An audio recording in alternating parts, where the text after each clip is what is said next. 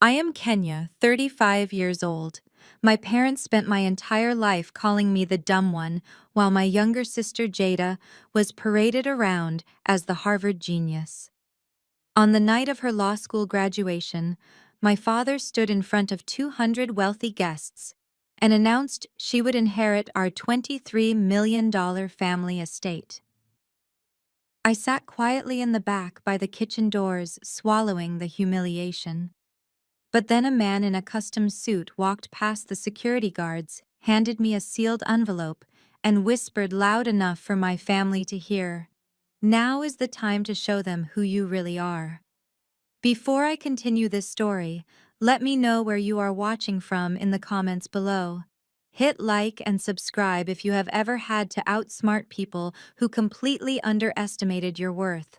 Growing up in our family meant adhering to a very strict and suffocating definition of success.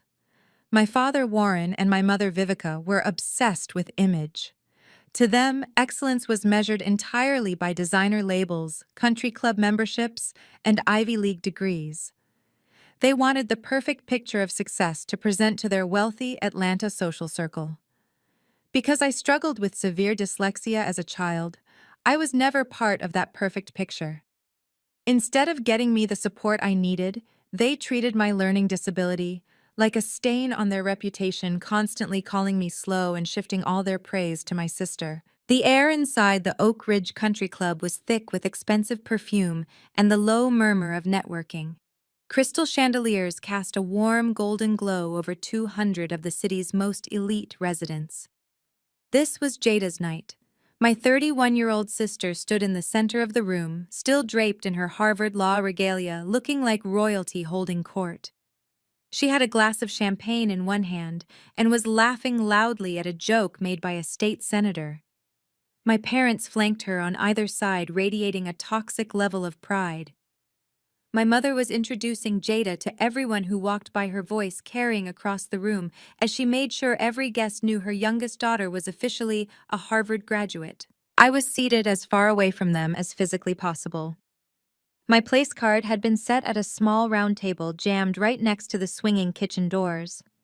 Every time a waiter pushed through with a tray of appetizers, the heavy wooden doors would brush against the back of my chair. My dining companions consisted of 3 bored teenagers staring at their phones and a distant cousin who had already fallen asleep. It was the designated reject table, strategically positioned, so I would not ruin the perfect family aesthetic my parents had paid $50,000 to project tonight. I picked up my water glass and took a slow sip, watching my family perform for the crowd. I wore a tailored charcoal suit. It had no flashy logos or recognizable brand markers. To my mother, who measured human worth by the size of a luxury emblem, my outfit was a pathetic admission of poverty. She did not know and would not have understood that my suit was custom-made by a private tailor in Milan, costing more than the extravagant sequined gown she was currently wearing. I had spent the last 10 years teaching myself complex coding and building a massive data encryption platform from the ground up, but to them, I was just the daughter who dropped out of the traditional academic path. Well, look who they hid in the corner. I did not need to turn around to recognize that smug nasal voice. Trent, my sister's fiancé, leaned his weight onto my table, making the silverware rattle. He was a 33-year-old trust fund kid who came from what my mother considered the right kind of white family. To Vivica, Trent was the ultimate prize for Jada, a man whose last name opened doors in boardrooms where my father desperately wanted a seat. Trent adjusted his expensive but poorly fitted tie and looked me up and down with a sneer. "I am surprised you showed up, Kenya. I figured you would be too embarrassed to sit in the same room as a Harvard lawyer. How is the computer repair business going? Are you still doing tech support for minimum wage?" I looked at him calmly, noting the slight sweat on his forehead and the nervous way he tapped his fingers against the table linen. People who are truly secure do not go out of their way to belittle others at a party. I simply smiled politely. "My work in software architecture keeps me busy, Trent. I am doing just fine. Thank you for asking." He laughed, a harsh, grating sound that drew the attention of a nearby waiter. "Software architecture. Is that what they call fixing broken laptops nowadays?" Look, Kenya, Jada, and I were talking earlier. We know things are probably tight for you. If you need a little loan to buy a dress that actually fits the dress code next time, just ask. Jada is going to be making partner track money soon.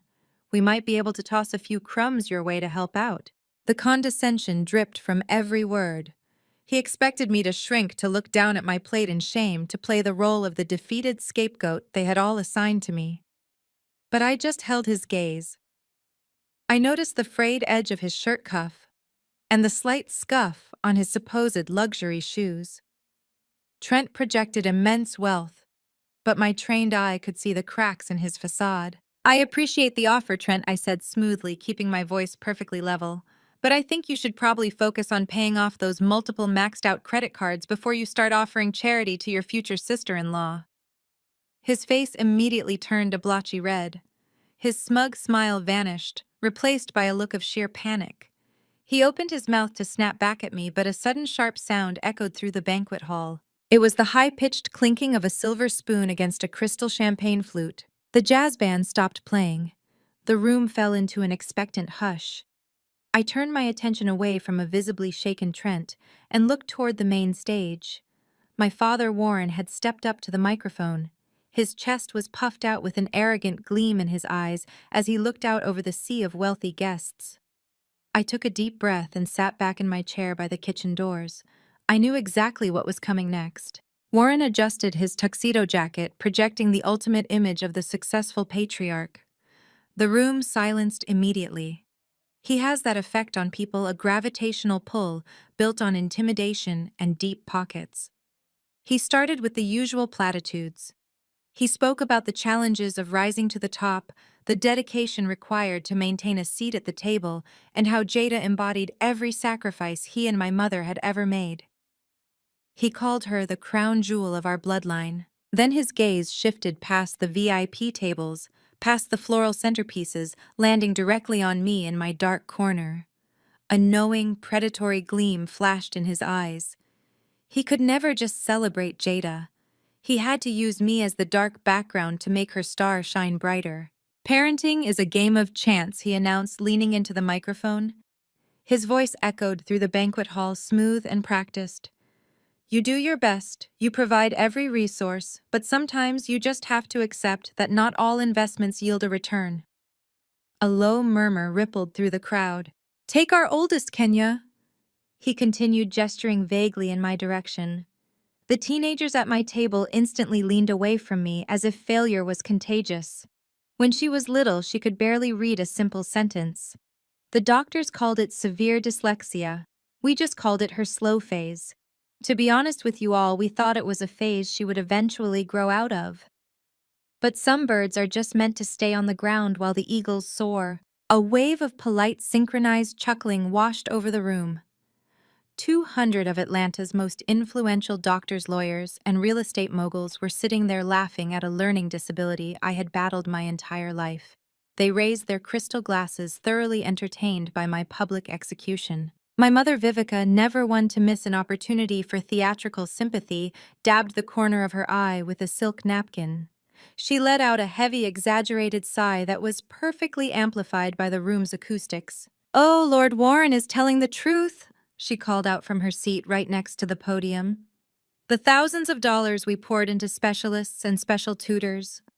I used to stay up nights praying, asking the Lord to just let the poor girl pass high school so she would not be a complete burden. It was a dark time for this family. But God is good. He balanced the scales and gave us a certified Harvard genius to make up for all that heartache." More laughter echoed off the walls. A few guests gave my mother sympathetic nods, validating her performance as the long-suffering matriarch burdened with a defective child. Jada sat between them, beaming and absorbing the toxic praise like oxygen. I sat perfectly still. My spine was rigid against the hard wooden back of the dining chair. Underneath the table, my fingers gripped my water glass so tightly my knuckles turned white. I focused on the ice cubes floating in the water, controlling my breathing. In the past, this exact routine would have broken me. I would have excused myself, locked myself in a bathroom stall, and cried until I hyperventilated. They had conditioned me to believe that because my brain scrambled letters on a page, I was inherently stupid. But sitting there tonight, the sting of their words felt hollow. They had no idea that my severe dyslexia was the exact reason my brain processed raw data differently than anyone else in my industry. They did not know that while they were mocking my inability to read a novel out loud, I was teaching myself to read matrix codes and complex algorithms. I saw patterns where others saw chaos. My supposed mental defect was the foundation of the encryption software I had just sold for a fortune. The teenagers beside me were whispering and snickering, casting sideways glances at my unbranded suit. I ignored them. I refused to give my parents the satisfaction of seeing me break. I kept my face entirely impassive, locking my jaw and staring straight back at Warren. My silence seemed to irritate him. He wanted tears. He wanted a visible reaction of defeat. When he realized I was not going to give him one, he cleared his throat and gripped the edges of the podium. His tone shifted instantly, the folksy humor evaporating as he transitioned into his serious corporate persona. But tonight is not about the past, Warren declared, his voice booming with renewed authority. Tonight is about the future. It is about legacy. It is about rewarding the kind of excellence that keeps our family name respected in this city.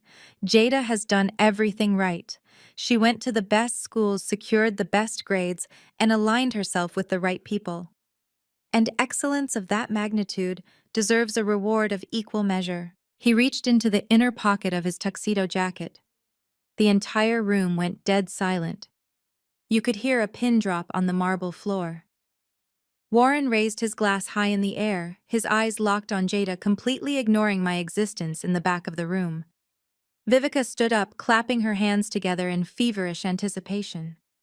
Trent leaned forward, practically salivating, his eyes fixed on Warren as if he were about to hand out a winning lottery ticket. I watched Warren pull a stack of heavy embossed legal documents from his jacket.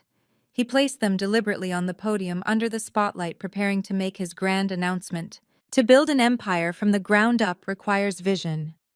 My father projected into the microphone, his hand resting heavily on the stack of embossed legal documents. But to sustain that empire across generations, you need a successor who understands the weight of the crown.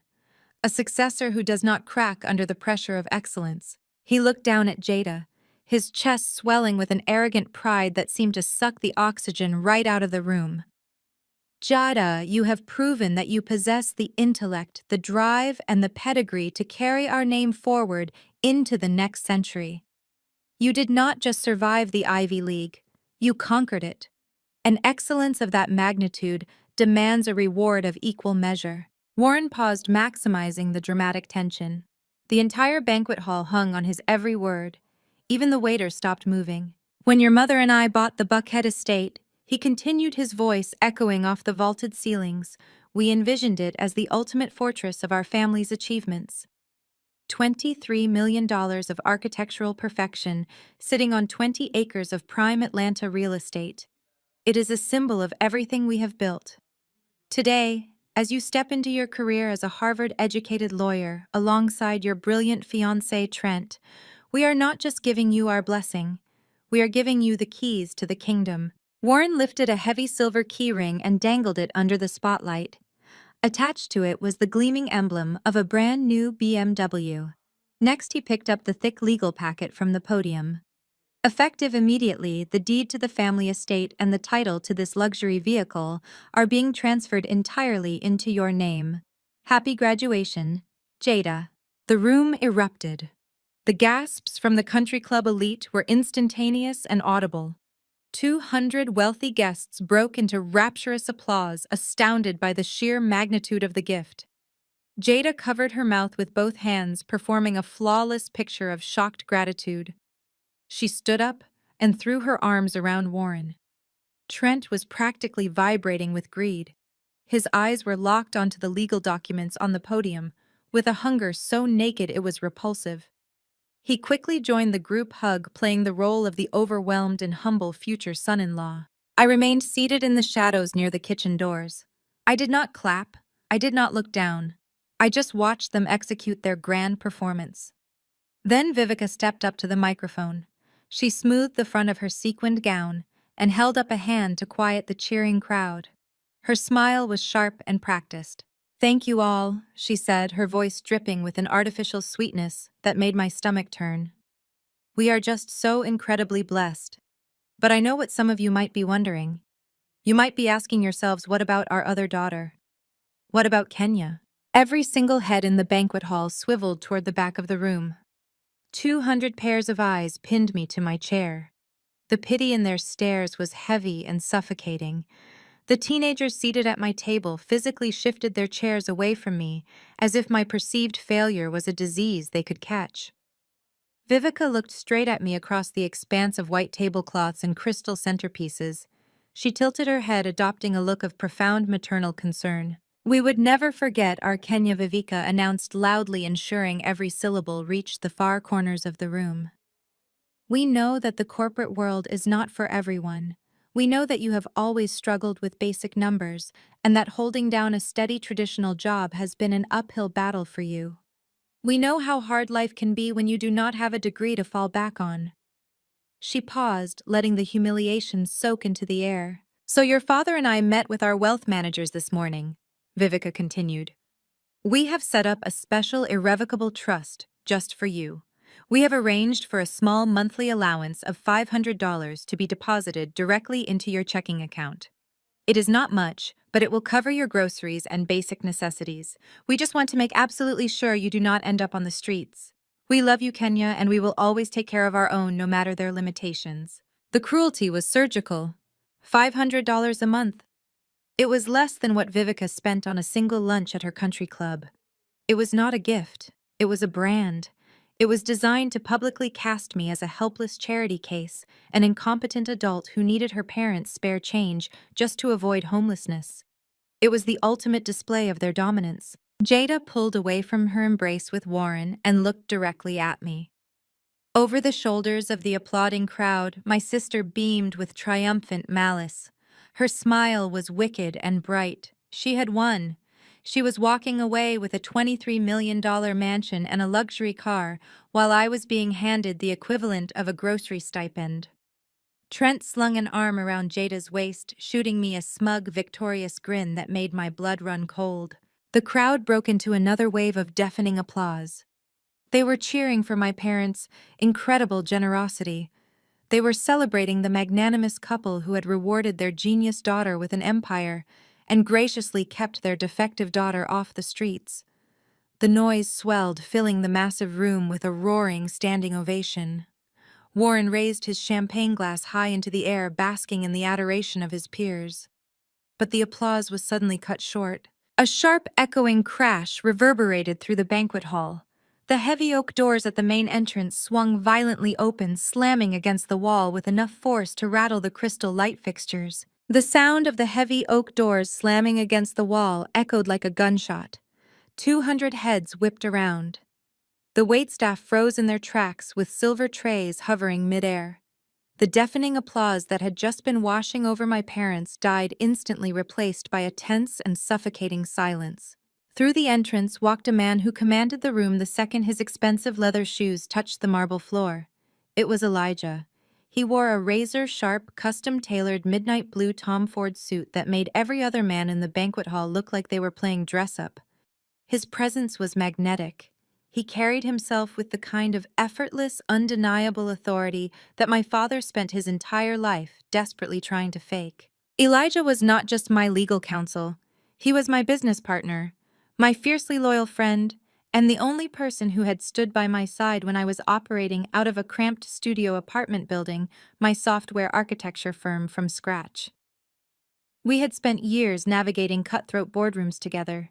He knew exactly what my family had put me through. He knew about the insults, the neglect, and the deep scars left by their conditional love.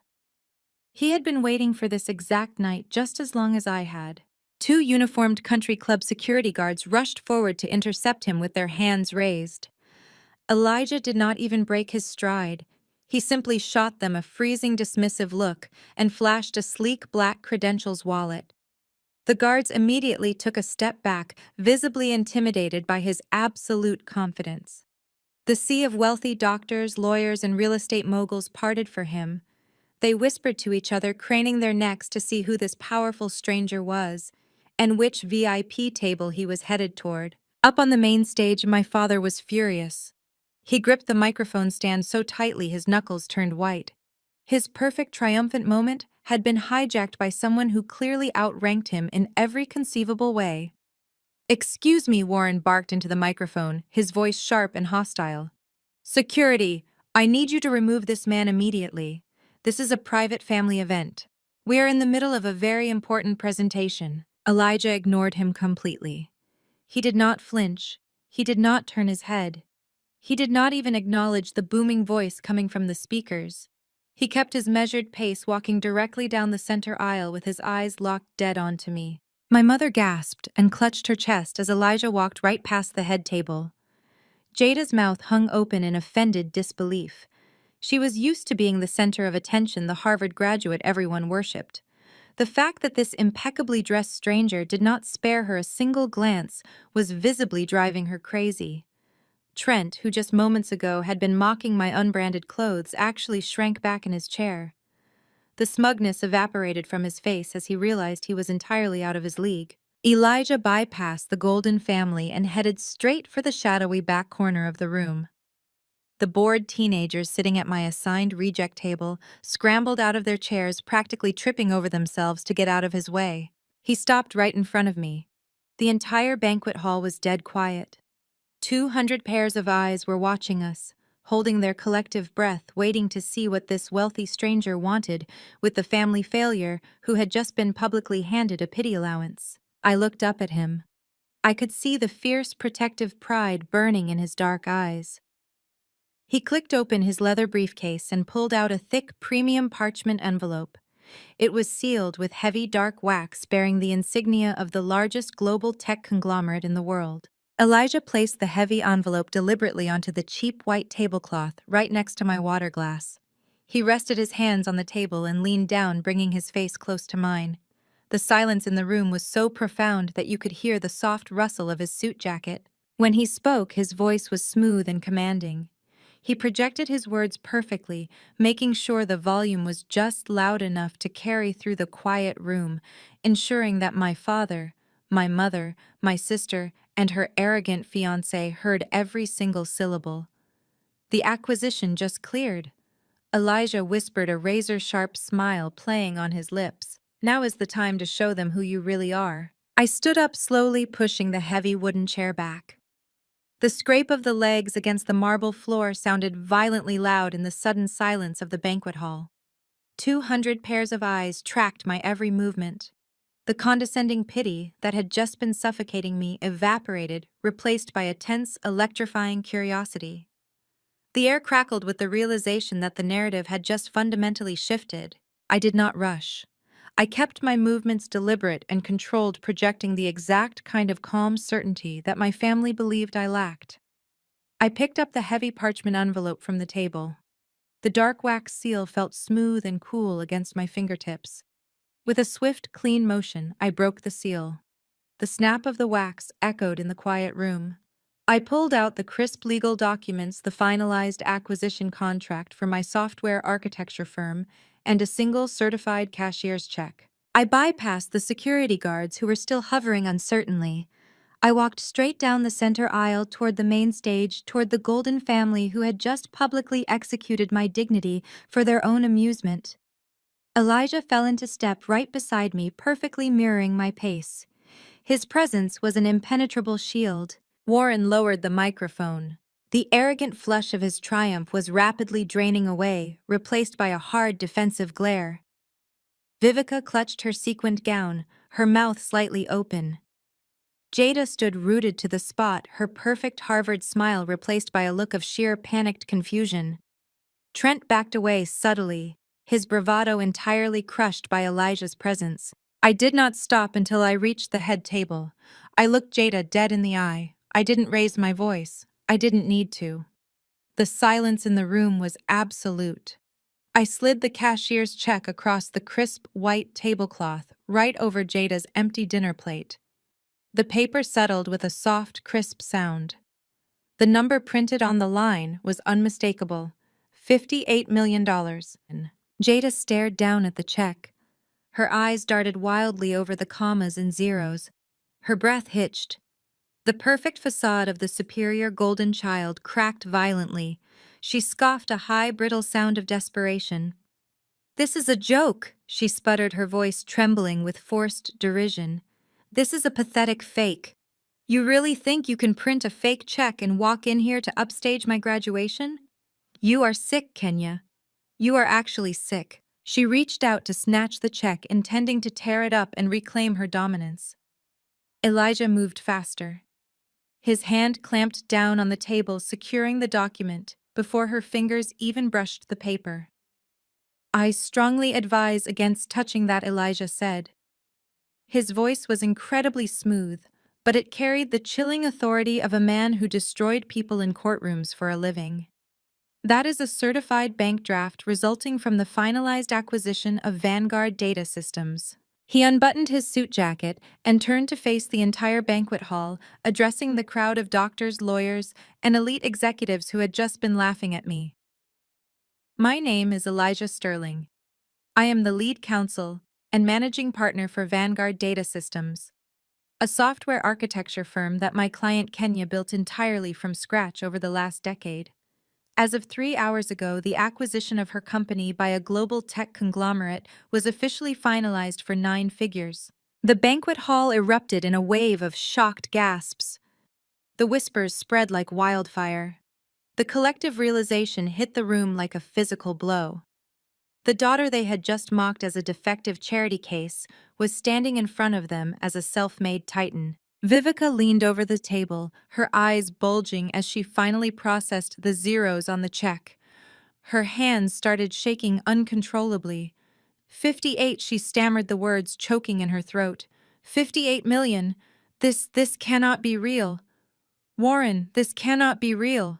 Warren's face turned a dangerous shade of purple. He slammed his hand against the podium, refusing to accept defeat. "I do not care what kind of fake tech money you think you have," he barked, his voice laced with venom. "You do not come into a private celebration and disrespect this family. New money does not buy class, Kenya, and a lucky payout does not equal a Harvard degree. You are still the same girl who could barely read." He was desperate. He was trying to claw back the narrative, trying to drag me back down to the role of the dumb scapegoat. I smiled. A slow, genuine smile that seemed to unnerve him more than anything else I had done. "I am not here to disrespect you, Dad," I said, my voice perfectly level. "I am just here to clarify some real estate details." I turned my attention away from the check and looked directly at the heavy silver keyring resting on the podium, the keys to the $23 million family estate that he had just grandly gifted to Jada. Warren let out a sharp, dismissive laugh. He wiped a bead of sweat from his forehead and adjusted his posture, leaning heavily against the podium. He was a cornered animal trying to project the illusion of the lion. "So you sold a little software company," he sneered, projecting his voice so the back of the room could hear. "Good for you, Kenya. You finally managed to scrape together some new money. But let me teach you a lesson that your bank account cannot buy. New money does not equal a Harvard degree. A lucky payout does not erase the fact that you lack the intellectual pedigree to sit at the adults' table. This family legacy is built on prestige, tradition, and generational excellence. You cannot just buy your way into our echelon." I smiled. It was the first genuine smile I had allowed myself all night. The sheer irony of his arrogance was a beautiful thing to witness. Echelon 1 repeated, tasting the word. "That is a fascinating choice of vocabulary, Dad. Tell me something. Does this echelon of generational excellence include defaulting on your commercial loans?" Warren froze. The color drained from his face so fast he looked physically ill. Vivica let out a sharp gasp, stepping back as if I had struck her. I kept my eyes locked on him and stepped closer to the stage. "I am just curious." I continued, my voice carrying clearly across the dead silent banquet hall. "Because from where I am standing, true generational excellence usually involves paying your mortgage." "Shut your mouth," Warren hissed, his voice dropping to a panicked, venomous whisper. He glanced nervously at the country club elites sitting in the front row. The people he golfed with, the people he desperately needed to impress, were now leaning forward in their chairs, hanging on to my every word. Jada scoffed, crossing her arms over her academic robes. "You are making things up because you are jealous, Kenya. Dad's firm is highly profitable. Our estate has been paid off for years. You are embarrassing yourself." I turned my gaze to my sister. For a Harvard law graduate, Jada, you really need to learn how to do basic due diligence.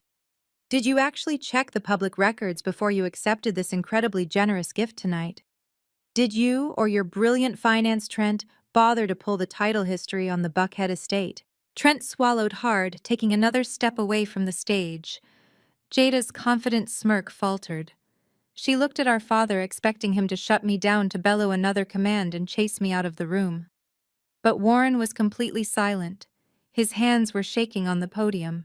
"Let me fill in the blanks for you, Jada," I said, projecting my voice to the entire room.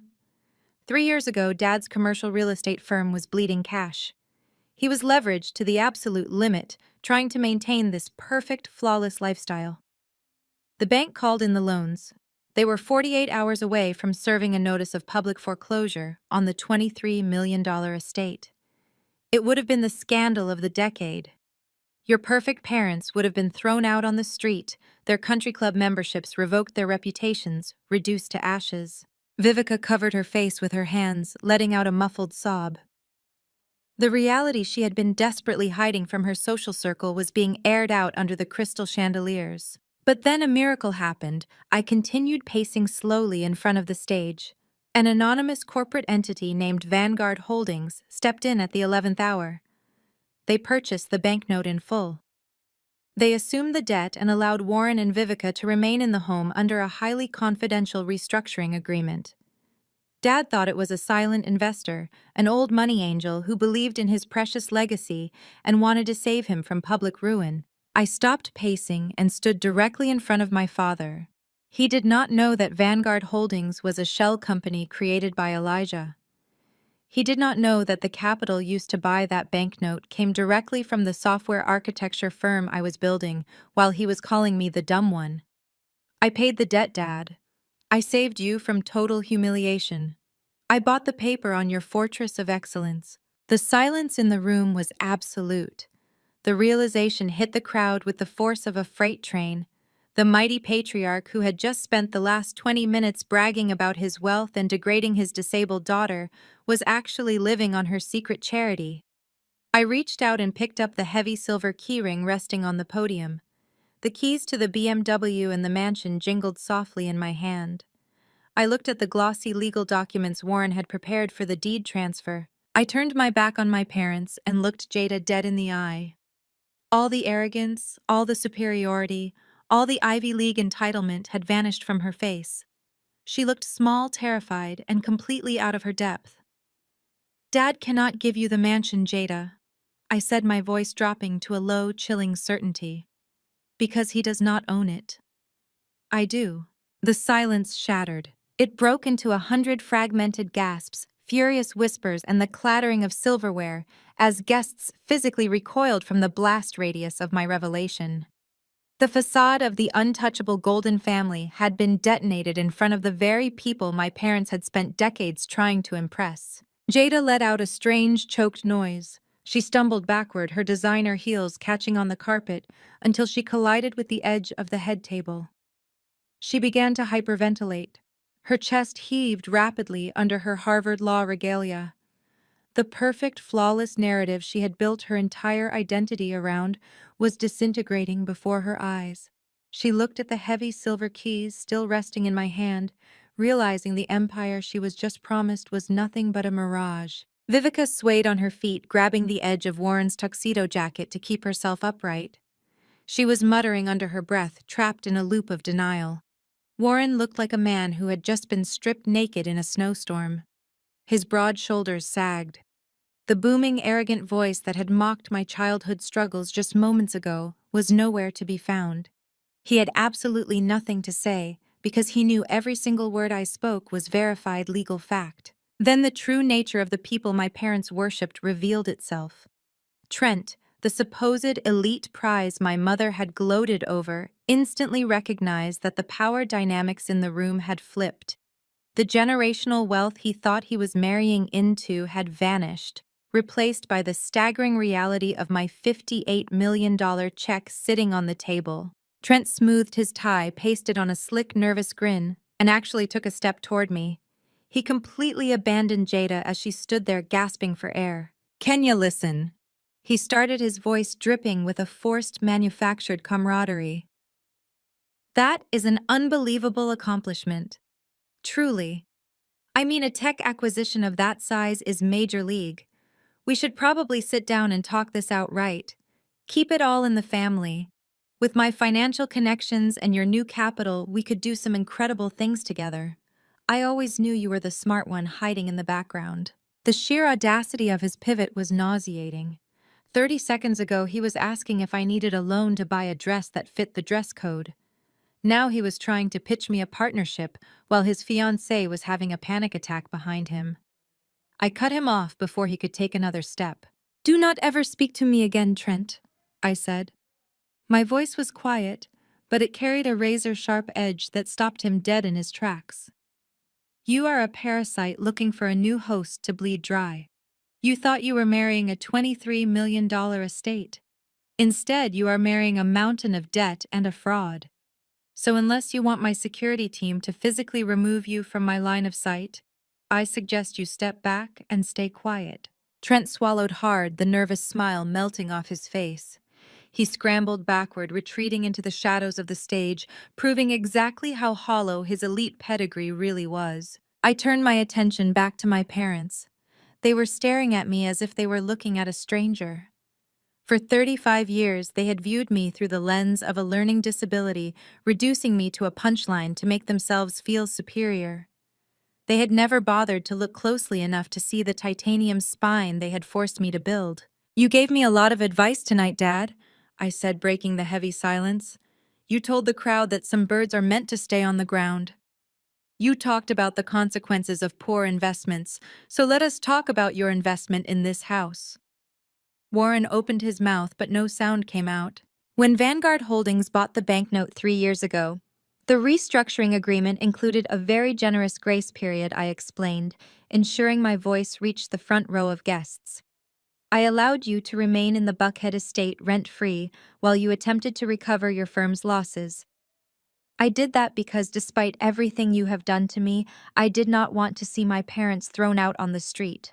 I paused, letting the irony of my mother's earlier insult sink into the room. "But that grace period is officially over," I announced. "As the sole owner of the property, I am serving you verbal notice effective immediately. You have 30 days to start paying market rate rent to Vanguard Holdings. If you fail to make the first payment by the 1st of next month, my legal team will initiate formal eviction proceedings. You will pack your bags and you will vacate my property." Vivica let out a loud, dramatic wail. She reached her hand out toward me, her diamond rings catching the light. "Kenya, please. You cannot do this to your own mother. You cannot kick us out of our home." "It is not your home, Vivica," I replied, devoid of any sympathy. "It is my real estate asset, and I am simply protecting my investment. You should understand that better than anyone." I dropped the silver keyring onto the white tablecloth right next to the $58 million check. The heavy clatter of the metal sounded like a gavel striking a sound block. The verdict had been delivered. The execution was complete. I turned on my heel and walked away from the stage. Elijah fell right into step beside me, smoothly guiding us through the parted sea of astounded country club guests. The power shift was absolutely intoxicating. Every step I took toward the heavy oak doors felt like shedding a lifetime of heavy, suffocating armor. I had walked into this room as the family scapegoat. I was walking out as the architect of their ruin. We pushed through the exit, leaving the chaos, the hyperventilating, and the shattered egos behind us. The cool night air hit my face as we stepped out into the valet parking area. I felt lighter than I had in 3 decades. Total, absolute freedom was finally within my grasp. But as I reached the passenger side of Elijah's car, the deep vibration of my phone buzzed against my hip. I pulled open the heavy door of Elijah's car and slid into the passenger seat. The ambient noise of the valet stand completely vanished the moment the door shut, sealing us inside a soundproof sanctuary. I exhaled a breath I felt like I had been holding for my entire life. The leather interior was cool and grounding, a sharp contrast to the suffocating heat of the banquet hall we had just left behind. Elijah slid behind the wheel, but he did not immediately start the engine. Instead, we both sat in the quiet darkness of the cabin, looking out through the tinted windshield. The floor-to-ceiling windows of the country club offered a perfect unobstructed view of the fallout. It was like watching a silent movie of a disaster unfolding in real time. My parents' carefully curated empire was collapsing under the crystal chandeliers. Through the glass, I watched Warren pacing aggressively, shoving past a bewildered waiter. He was gesturing wildly, his face dark with rage as he barked orders into his cell phone. He was likely calling his financial managers, demanding answers he already knew. Vivica was slumped in a dining chair, fanning her face frantically with a silk napkin. Her wealthy friends, the very people she had spent decades trying to impress, were awkwardly backing away, giving my parents a wide berth. Nobody wanted to be standing near the blast zone of a public financial ruin. Their social capital was evaporating right in front of their eyes. But it was Jada who captured my attention. The golden child was physically unraveling. I watched her arguing furiously with Trent. She was grabbing at his arm, trying to keep him close, but he was physically pulling away from her. The man who had been eager to marry into a $23 million estate was suddenly looking at his fiancée like she was a liability. Jada's perfect academic posture was gone, replaced by the frantic energy of a woman realizing her entire safety net had just been incinerated. The deep vibration against my hip anchored me back to reality. I pulled my phone from my pocket. The screen illuminated the dark cabin of the car, casting a harsh blue light over my hands. I had one new message. The sender was Jada. I swiped the notification open. The message was dripping with the toxic entitlement that had defined her entire existence. You humiliated me in front of Trent's family. You ruined the most important night of my life. You are going to pay for this. I know what you did. I stared at the glowing text. I know what you did. It was a classic Jada tactic. Whenever she lost control of a narrative, she would fabricate a new one to make herself the victim. She could not accept the reality that the sister she had relentlessly mocked as slow and stupid had outmaneuvered her legally and financially. To her mind, there had to be a conspiracy. She was a Harvard-educated lawyer who was secretly drowning in debt and desperate to secure her future. She was already spinning a web of delusion, convincing herself that I must have stolen the seed money or committed some massive corporate fraud to achieve my wealth. She was going to try to use her law degree to destroy me. She would dig through my company records and try to find a way to claim my success as her own.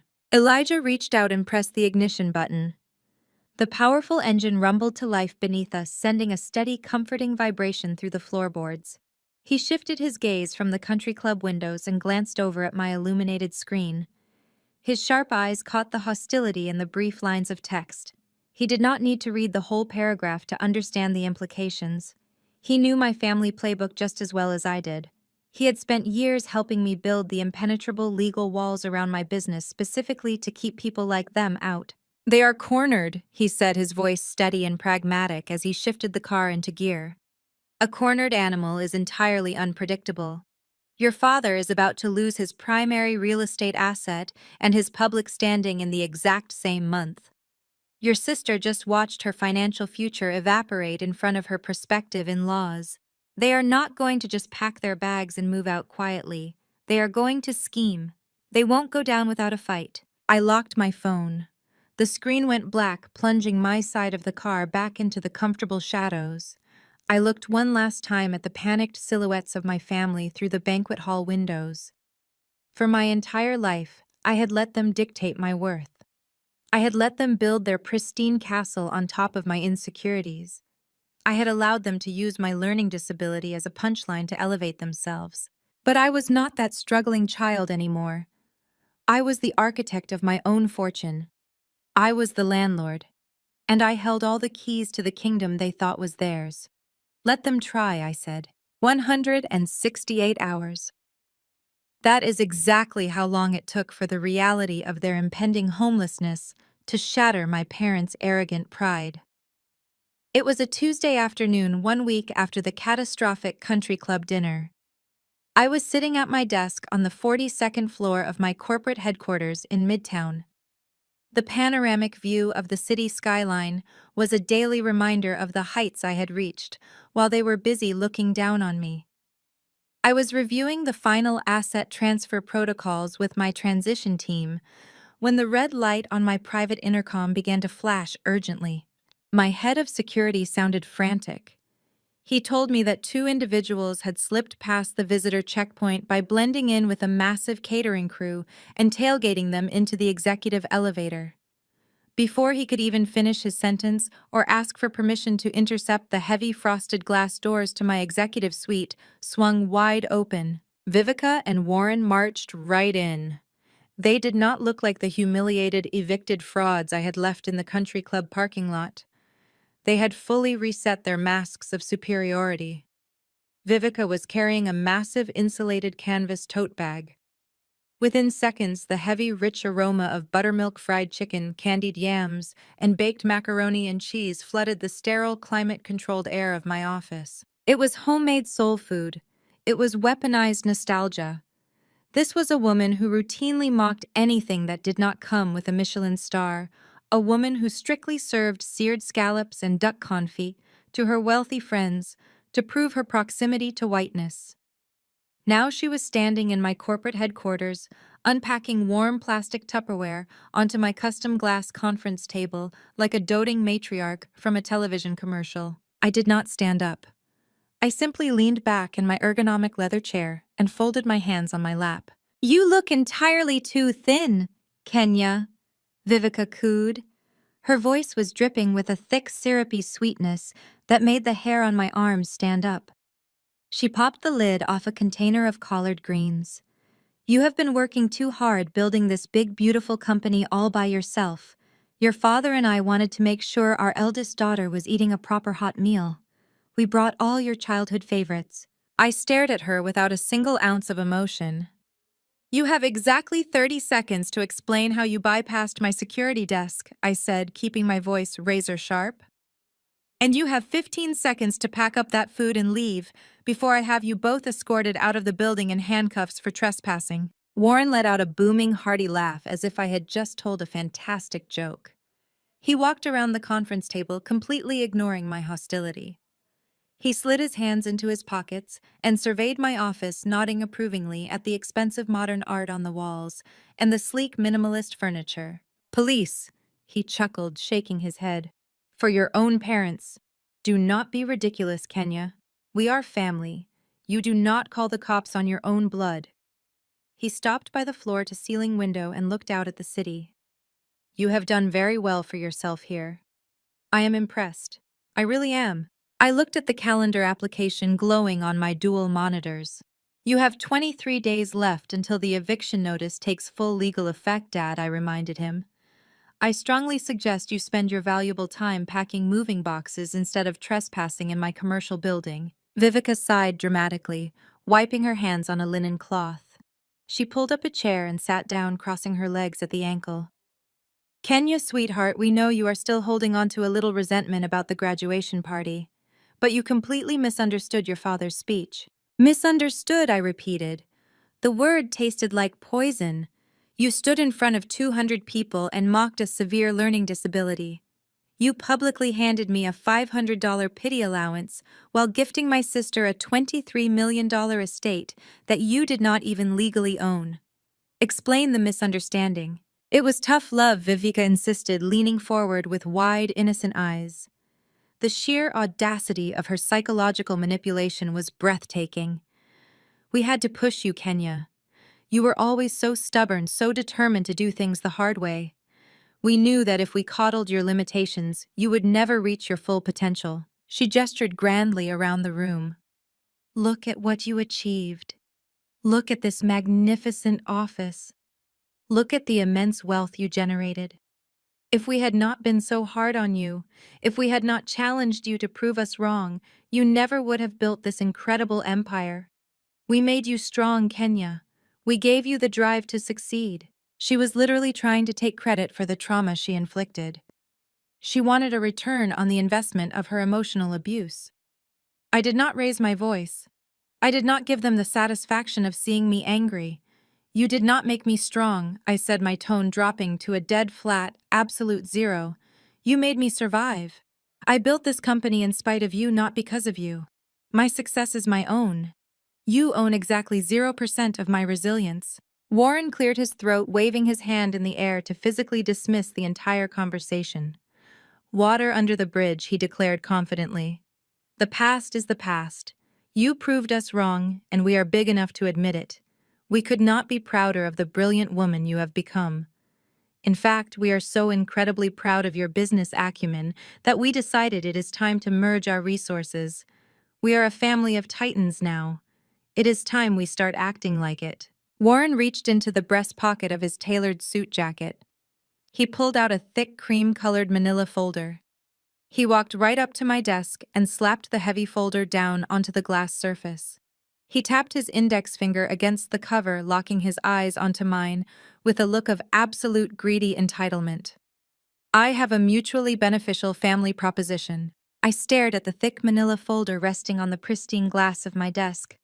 I did not reach for it. I did not even lean forward. I kept my eyes locked on Warren, watching the arrogant certainty radiating from his posture. $5 million, Warren announced, not asking, but stating it as a fact of business. My commercial real estate firm is facing a temporary liquidity bottleneck. The market shifted, some major tenants broke their leases, and the banks are being unreasonably aggressive. I need a $5 million capital injection to stabilize the portfolio.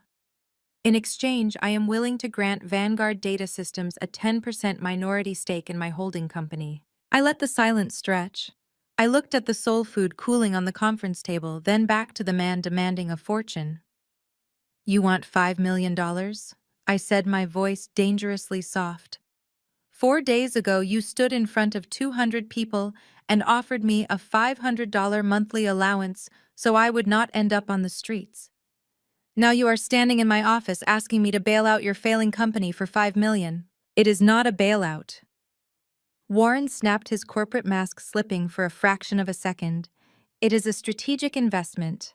It is about keeping wealth within the family. It is about building a dynasty. Viveka moved closer to the desk, her diamond bracelets clinking, as she placed a hand over her heart. Kenya, please listen to your father. You have been blessed with this massive windfall, but you know how hard it is for our people to build true generational wealth. The system is set up against us.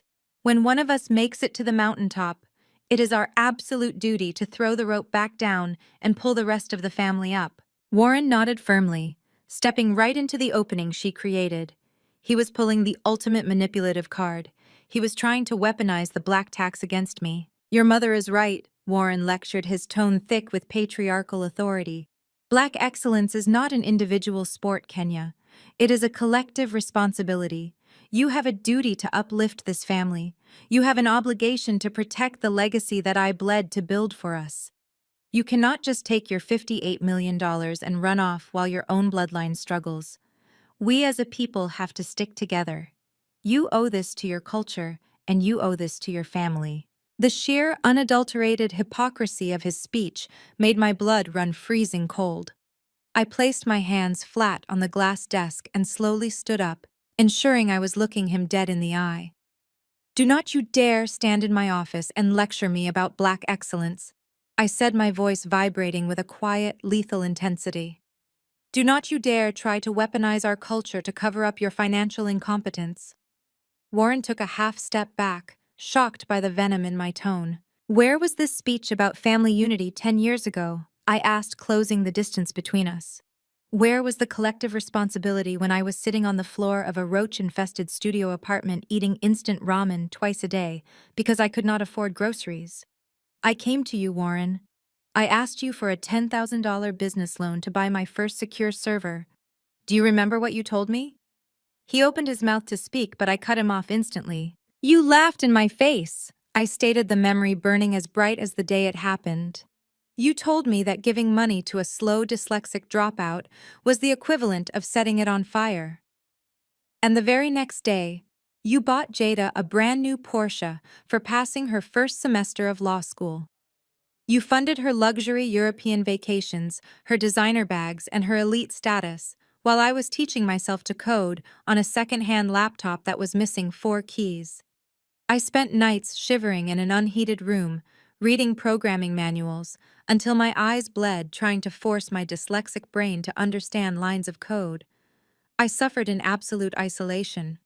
Where was your grand vision for Black generational wealth when I was starving? Vivica tried to interject, her voice shrill. We were investing in her education, Kenya. Jada was going to be a lawyer. You were investing in your own ego. I shot back, turning my glare on her. Your entire definition of Black excellence is just white supremacy in a differently colored wrapper. You measure human worth by proximity to elite white institutions and country clubs. You looked at a neurodivergent child who needed patience, and you labeled her defective because she did not fit into your pristine country club aesthetic. You threw me out like trash, and now that I built an empire with my own 2 hands, you want to invoke the ancestors and demand a $5 million payout to save your sinking ship. I pointed a finger toward the heavy glass doors of my suite. The answer is no. Not 5 million. Not $5. I am not paying your Black tax. I am not funding your fraudulent lifestyle. You are going to face the consequences of your own financial ruin, and you are going to do it without a single dime of my money. The sophisticated corporate facade violently shattered. Warren could not handle being spoken to like this by the daughter he had spent 3 decades dominating. He could not handle a woman, much less the family scapegoat, stripping away his power and exposing his failures. His face flushed a dark, dangerous red. The veins in his neck bulged against his expensive silk collar. He lost every ounce of his smooth, calculated control. Warren lunged forward and slammed his heavy fist down onto the pristine glass of my desk. You owe us. We paid for those expensive tutors for your learning disability. The sharp crack of his fist hitting the glass echoed like a gunshot through the executive suite. The thick, reinforced glass did not shatter, and neither did I. I did not blink. I did not step back. I looked at his flushed, furious face and let out a short, cold laugh that held absolutely no humor. Tutors, I repeated. You think 2 hours a week with a phonics specialist built a $58 million software firm? You think those tutors wrote a single line of the encryption code that I sold today? Warren opened his mouth, but I drove my voice right over his. You paid for those tutors so I would not embarrass you in front of your friends, I stated, slicing through his narrative. You paid them to fix your defective child so she could read a menu at the country club without making you look bad. They did not teach me how to survive. They did not sit awake with me at 3 in the morning debugging databases while I starved in a studio apartment. My own relentless grit did that. Every single time you called me the dumb one, I built another layer of my armor. You did not invest in my future. You paid a PR expense for your own ego. I reached across my desk and pressed the silver button on my intercom console. Security, I said clearly into the microphone. I have 2 hostile trespassers in the executive suite. I need a full escort immediately. Warren stood frozen in disbelief. His patriarchal authority had never been challenged like this, let alone dismantled and discarded. He pointed a shaking finger at me, demanding I cancel the call, insisting that I could not treat my own blood like common criminals. I did not say a single word. I simply watched the heavy, frosted glass doors swing open as 3 large security guards in dark suits marched into the room. Sir, ma'am, it is time to leave, the lead guard commanded, stepping between my desk and my parents. When Vivica realized I was actually throwing them out, her maternal mask disintegrated completely. The fake sweetness melted off her face, revealing pure, unadulterated venom.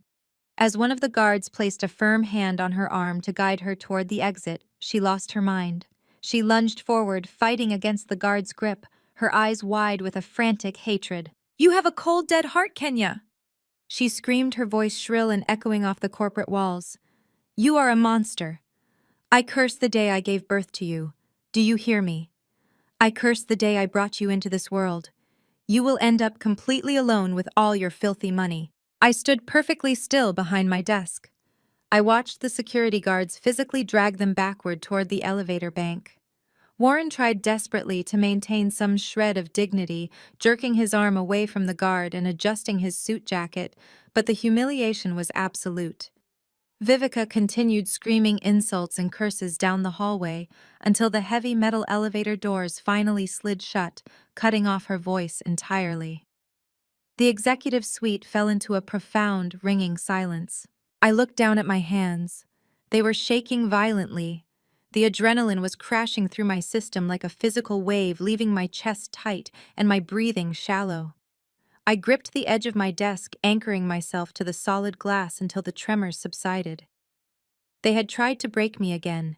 They had tried to use guilt, obligation, and rage to force me back into the tiny box they had built for me. But as I took a deep breath, the shaking stopped. My resolve hardened into solid steel. I walked over to the conference table. The heavy scent of the homemade soul food still lingered in the air, a sickening reminder of their calculated manipulation. I picked up every single plastic container of fried chicken, yams, and macaroni. I walked over to the large trash can in the corner of the room and dumped them all straight into the garbage. I grabbed a disinfecting wipe and scrubbed the glass where Warren had slammed his fist, erasing their presence from my sanctuary completely. I spent the next 6 hours burying myself in work. I reviewed transition documents, finalized employee retention contracts, and held a lengthy conference call with Elijah to ensure the eviction proceedings for the Buckhead estate were moving forward without delay. I needed to keep moving. I needed to reinforce the empire I had built. By the time I finally packed up my briefcase, the sun had set. The corporate building was mostly empty, wrapped in the quiet stillness of the late evening. I took the private executive elevator down to the underground parking garage. The vast concrete space was dim, illuminated only by rows of flickering fluorescent lights. The sharp click of my heels against the pavement was the only sound echoing in the cold air. I approached my reserved parking spot, digging into my coat pocket for my car keys. I pressed the unlock button. The headlights of my car flashed, cutting through the shadows. Then I stopped dead in my tracks. A tall figure detached himself from the concrete pillar next to my vehicle. He stepped directly into the beam of my headlights, casually leaning his weight against the driver's side door of my car, completely blocking my way. The harsh artificial light caught his smug, unbothered expression. It was Trent. Trent stood bathed in the harsh glare of my headlights. His designer suit looked rumpled, completely stripped of the arrogant country club polish he had paraded around just days earlier. The quiet, echoing isolation of the underground parking garage amplified the sleazy, desperate energy rolling off him. I kept my distance, my hand sliding discreetly into my coat pocket. My thumb traced the edge of my phone, finding the side button and navigating by pure muscle memory to the voice memo app. With one firm press, the recording began. "Move, Trent," I commanded. My voice echoed flat and hard against the concrete walls. "It has been a long day, and I have absolutely zero interest in playing whatever game this is." He did not budge. He crossed his arms and offered a crooked, predatory smile. He looked exactly like what he was, an opportunistic leech who had just realized his primary host was bleeding out. "We need to have a little chat, Kenya," Trent said, his voice dropping into a conspiratorial tone. "Just you and me. The smart ones in the family." I stopped a few feet away from the car. "You are not in my family, and judging by the panic sweating through your expensive shirt, you are not nearly as smart as you think you are." His smile tightened, but he held his ground. He leaned closer, lowering his voice. "Your sister is a fraud, Kenya. The great Harvard genius is drowning. She is hundreds of thousands of dollars in debt. Law school loans she lied about, secret credit cards maxed out to pay for designer bags and European vacations. She has been financing her entire golden child aesthetic on borrowed time and plastic." I stared at him, keeping my expression entirely neutral, though the information clicked perfectly into place. Jada's desperate need to maintain her image had always been her greatest weakness. Trent pressed his advantage, mistaking my silence for shock. "She is broke," he sneered. And since your father's real estate empire is apparently a mirage owned by you, my brilliant fiancé has absolutely nothing to offer me. I am not marrying a liability. I have my own debts to worry about. I let the recorder capture every single syllable of his confession. So you are bailing, I said, keeping my tone conversational to draw him out further. The elite power couple is canceling the wedding. Trent laughed a harsh, ugly sound. I will cancel the wedding, leave her at the altar, and gladly tell every single member of her precious country club exactly why. I will expose the debt, the fraud, and the complete financial ruin of your parents. I will humiliate your sister so thoroughly she will never be able to show her face in Atlanta again. Unless, of course, you step up. He took a step toward me, his eyes gleaming with sheer, unadulterated greed. You just cashed a check for $58 million, Trent said. You want to protect the family name. You want to save your sister from total public destruction. You write me a check for $1 million.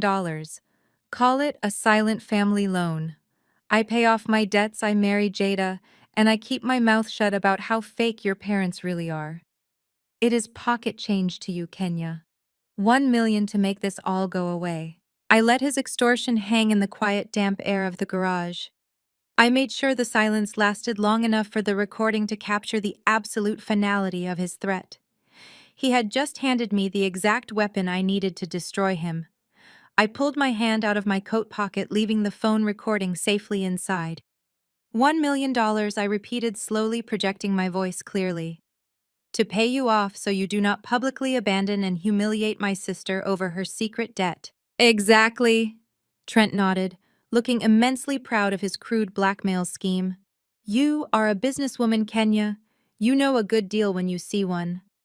I looked him up and down with an expression of pure, concentrated disgust. I stepped forward, forcing him to shrink back against the driver's side door. I will think about it, I said, my voice dropping to a dangerous whisper. Now get off my car before I run you over. Trent blinked, surprised by the ice in my tone, but he scrambled out of the way. I opened the door, slid into the driver's seat, and locked the doors instantly.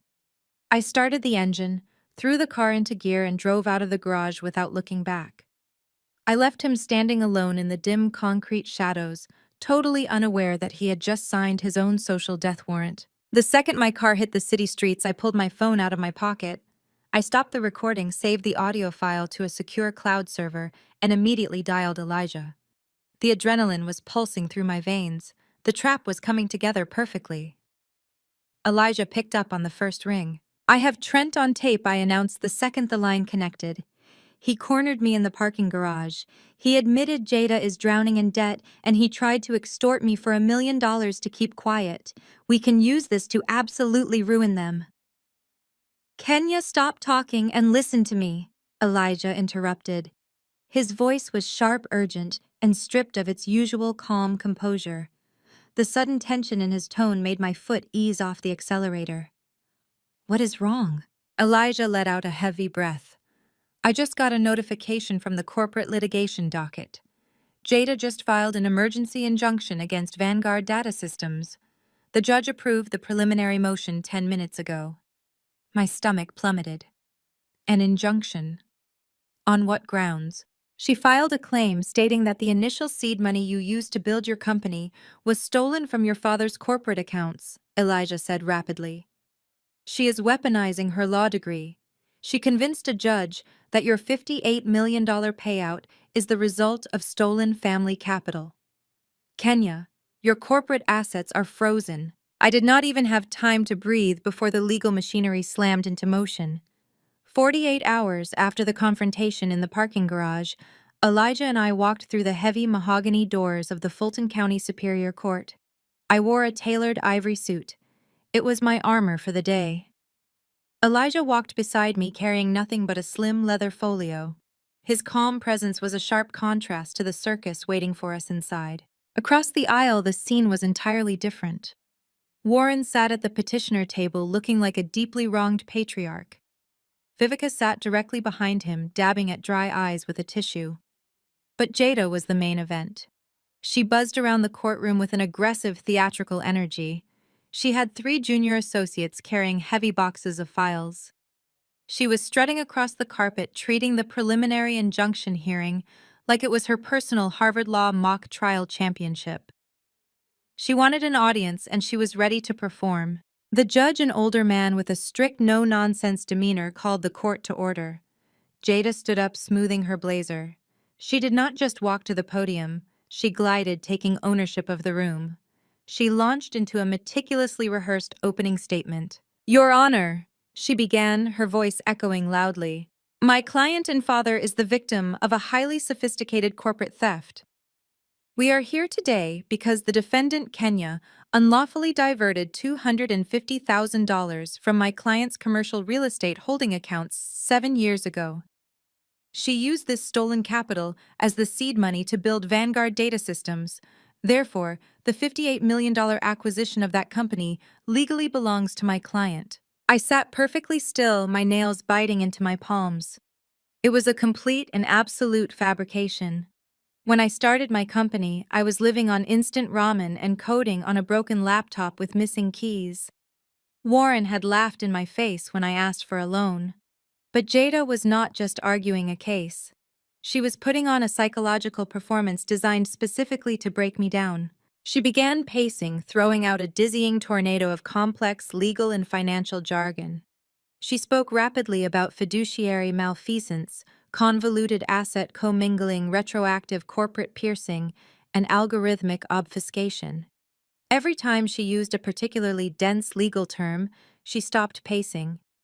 She turned her body slightly and looked directly at me with a condescending, sickly, sweet smile. It was the exact same look she gave me when we were kids, and my dyslexia caused me to stumble over a word in a book. She was trying to trigger my childhood trauma. She wanted me to feel slow, confused, and dumb in a room full of highly educated professionals. She wanted me to crack under the weight of her superior vocabulary. I kept my face entirely impassive, refusing to give her a single inch of satisfaction. Elijah stood up to object. His voice was a calm, resonant anchor against her manic energy. "Your Honor, opposing counsel is attempting to litigate a baseless claim using fabricated corporate commingling theories. There is zero paper trail connecting my client's startup capital to Warren's business." Jada immediately fired back, slamming a massive binder onto the judge's bench. "That is exactly why we need the injunction, Your Honor. The defendant has utilized highly sophisticated encryption algorithms to bury the financial paper trail. My sister builds data fortresses for a living. We need time for forensic accountants to untangle the web she wove to hide my father's money. We are requesting an immediate freeze on the acquisition payout to prevent flight risk of the stolen assets." It was a brilliantly evil maneuver. Jada had weaponized my actual expertise against me. By framing my exceptional encryption skills as a tool for financial fraud, she created a narrative of reasonable doubt. The judge leafed through the thick stack of manufactured financial summaries Jada had produced. He looked over his glasses at Elijah and then at me. He let out a heavy sigh.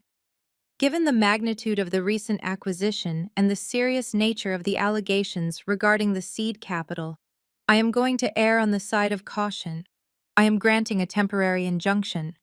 A mandatory hold will be placed on the acquisition funds pending a full forensic discovery phase. The gavel hit the sound block.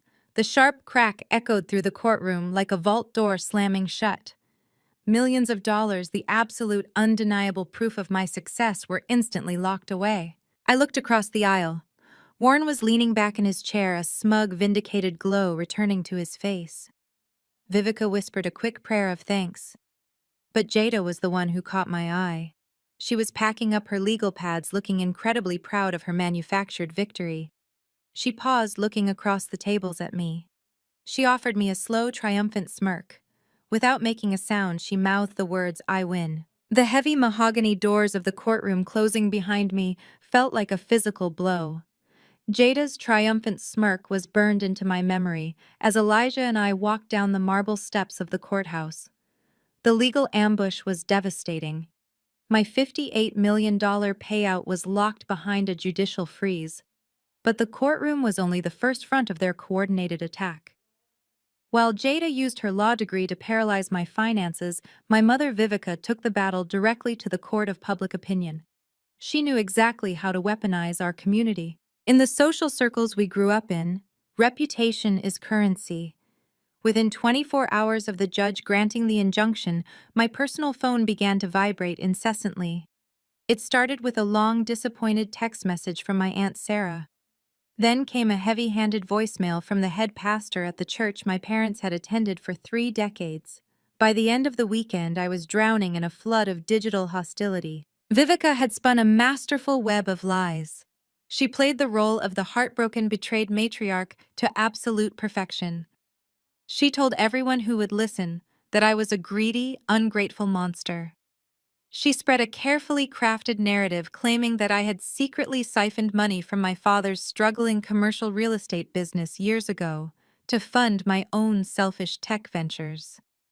According to her story, Warren had covered up my theft to protect me from prison.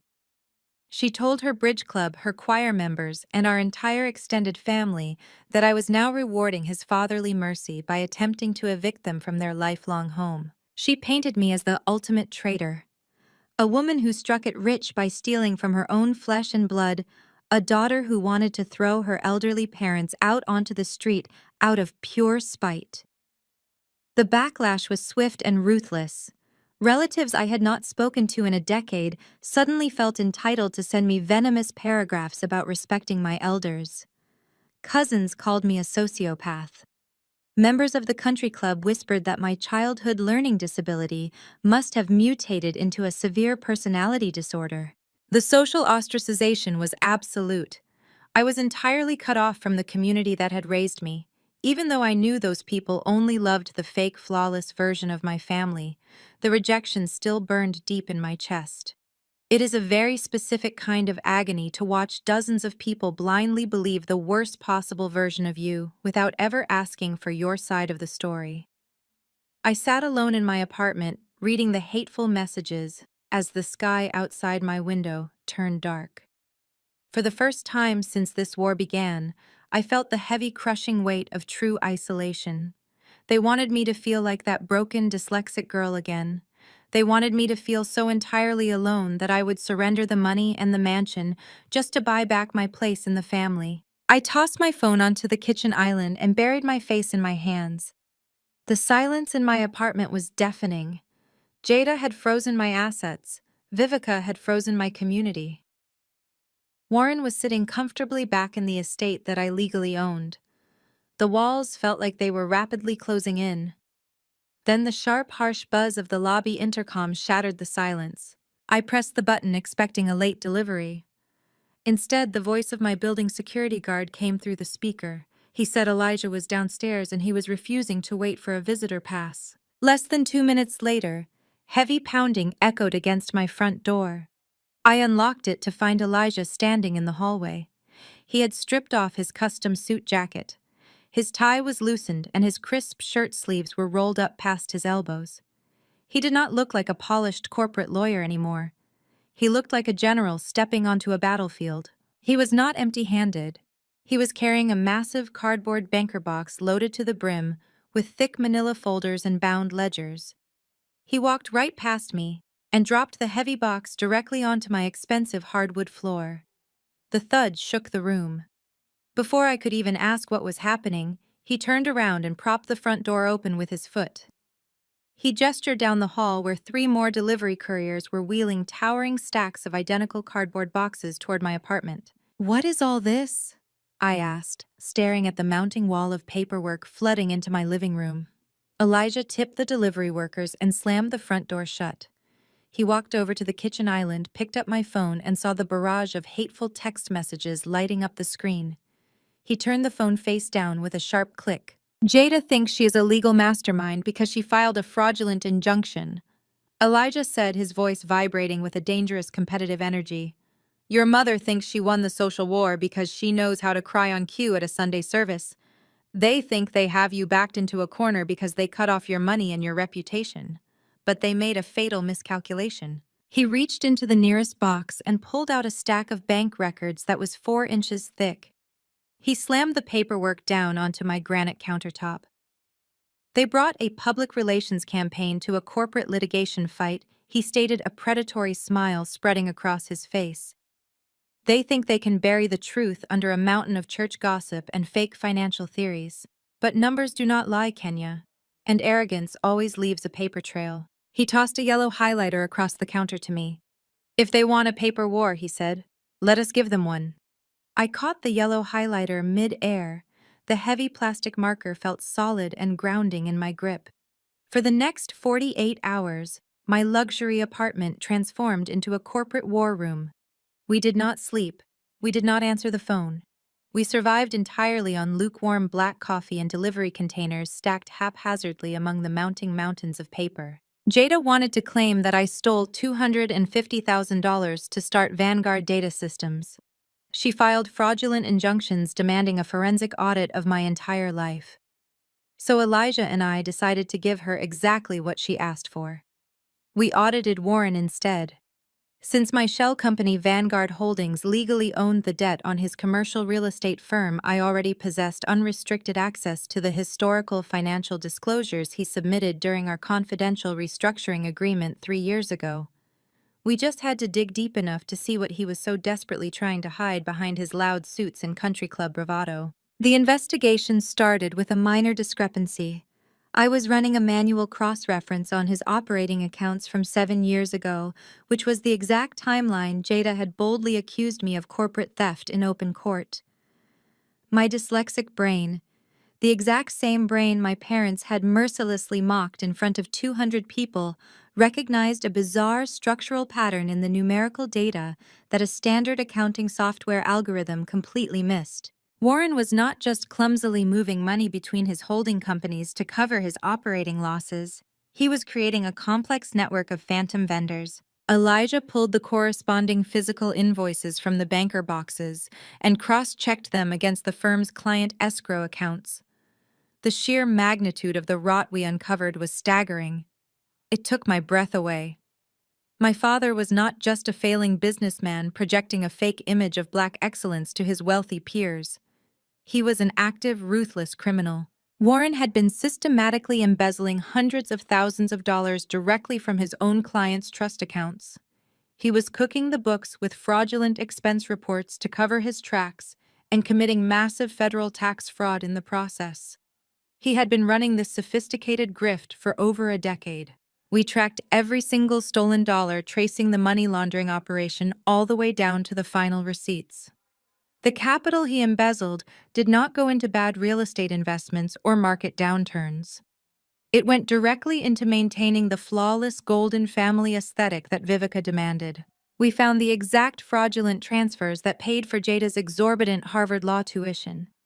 Every single textbook, every housing fee, every dime of the Ivy League pedigree she weaponized against me was funded by stolen money. We found the doctored corporate expense reports that financed Vivica's lavish country club membership, her designer wardrobe, and the luxury European vacations they constantly threw in my face. While I was working 3 jobs, skipping meals to pay for server space, and shivering in a studio apartment to build my software firm, my father was stealing from hardworking people to ensure Jada never had to lift a finger. They had the absolute audacity to stand in a court of law and call me a thief, while their entire pristine existence was funded by federal crimes. By dawn on the 3rd day, Elijah dropped the final bound ledger onto my glass coffee table. The evidence was irrefutable.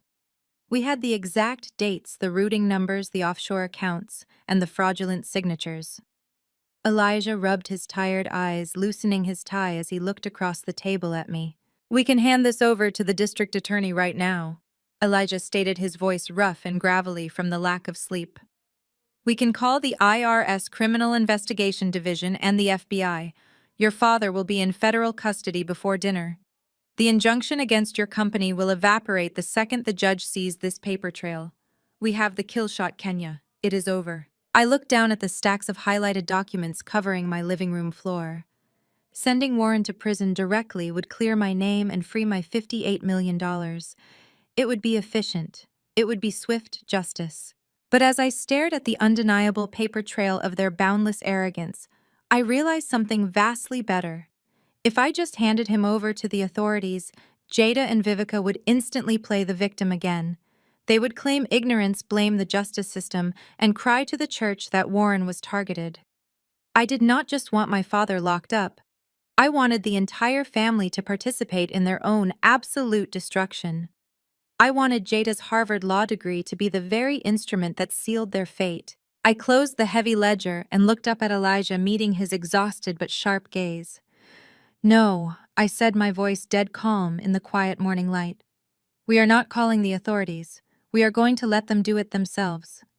I want to build a trap so perfectly aligned with their greed that they eagerly lock the cage from the inside." Jada snatched the thick settlement packet off the mahogany dining table with the ravenous speed of a starving animal. The heavy parchment hit the wood with a loud slap. For all her polished country club refinement, her greed was entirely raw and undisguised. She clicked her designer pen and immediately flipped past the initial terms, her eyes darting straight toward the financial disclosures. She wanted to see the zeros. She wanted to verify the $10 million and the deed transfer for the Buckhead estate. She was so desperate to secure her own financial rescue that she completely ignored the dense architecture of the trap Elijah and I had spent 48 hours building. I sat across from her with my shoulders slumped. I kept my gaze fixed on my lap, playing the role of the utterly defeated scapegoat. I made sure my breathing looked shallow and panicked. I projected the exact image they wanted to see: a daughter who had finally been broken by the superior intellect and unyielding power of her family. "You really should have hired a better corporate litigator," Kenya Jada announced. Her voice echoed through the grand dining room, dripping with condescension. She flipped carelessly through the middle pages of the agreement. "This is amateur work. Half of these indemnification clauses are bloated boilerplate trash. I could have drafted a cleaner settlement in my sleep, but I suppose you get what you pay for when you rely on a glorified contract reviewer instead of a real lawyer." Elijah stood behind my right shoulder, perfectly still. He did not react to her insult. His face was a mask of professional indifference, but I could feel the dangerous predatory energy radiating from him. He had intentionally layered those specific pages with dense, convoluted legal jargon. He designed it specifically to trigger Jada's Ivy League arrogance. He knew she would skim right over the complicated paragraphs, assuming she already understood them, just to prove she was the smartest person in the room. And she did exactly what we predicted. Jada completely bypassed the asset origination clause. She missed the heavily coded addendum where Warren, by signing this settlement, legally attested under penalty of perjury to the exact origin of the disputed funds. By formally claiming the seed money came from his specific corporate accounts to justify the $10 million payout, he was legally verifying the ledger of his own embezzled client trust funds. He was signing a direct confession to federal tax fraud and corporate theft. "Looks perfectly standard to me, Dad," Jada declared. She slid the packet across the polished wood toward Warren, pointing a manicured finger at the signature line. "She is forfeiting the deed and transferring the $10 million through a secure wire by the end of the business day. The non-disclosure agreement is tight. Take the deal." We broke her. Warren puffed out his chest. The humiliating defeat he had suffered at the country club was completely erased from his posture. He was the reigning patriarch, once again sitting at the head of his dining table in his $23 million mansion. He picked up his gold-plated fountain pen and looked at me with an expression of pure, unadulterated triumph. "I told you that you could not win a war against your own bloodline," Warren stated, his voice booming with arrogant authority. "You thought you could walk in here with your new money and disrespect the legacy I built. You thought you could throw us out on the street. But the natural order of things always restores itself. You finally learned your place, Kenya. Let this be a very expensive lesson in respect." He pressed the gold nib of his pen to the paper. I watched him sign his name in heavy looping cursive. Every single stroke of ink was a nail in his own coffin.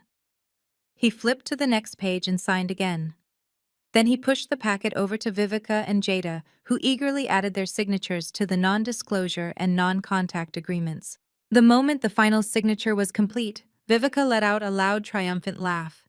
She stood up from the table and marched straight to the custom wet bar in the corner of the dining room. She pulled out a bottle of vintage champagne and 4 crystal flutes. The loud, cheerful pop of the cork echoed off the high ceilings. She was celebrating her victory. She was celebrating the fact that she had successfully bullied and manipulated her neurodivergent daughter out of a fortune. I stood up slowly, leaning my weight on the table as if I could barely support myself. I picked up the pen and signed my portion of the settlement. My signature released the $10 million and initiated the deed transfer. I slid the packet back across the table. Elijah stepped forward and collected the documents. He tapped the edges of the paper against the mahogany wood, aligning them perfectly, before sliding them into his slim leather briefcase. The brass locks engaged with a sharp, decisive click. He looked down at me and shared a fleeting, dangerous look. The trap was locked. I turned away from the table. Warren was already holding up a crystal flute of champagne, toasting with Jada and Vivica. They were not even looking at me anymore. I had served my purpose. I had funded their delusion for one last time. "I hope you enjoy the house, Dad," I said softly. My voice was quiet, but it carried clearly over the sound of their celebration. I did not wait for a response.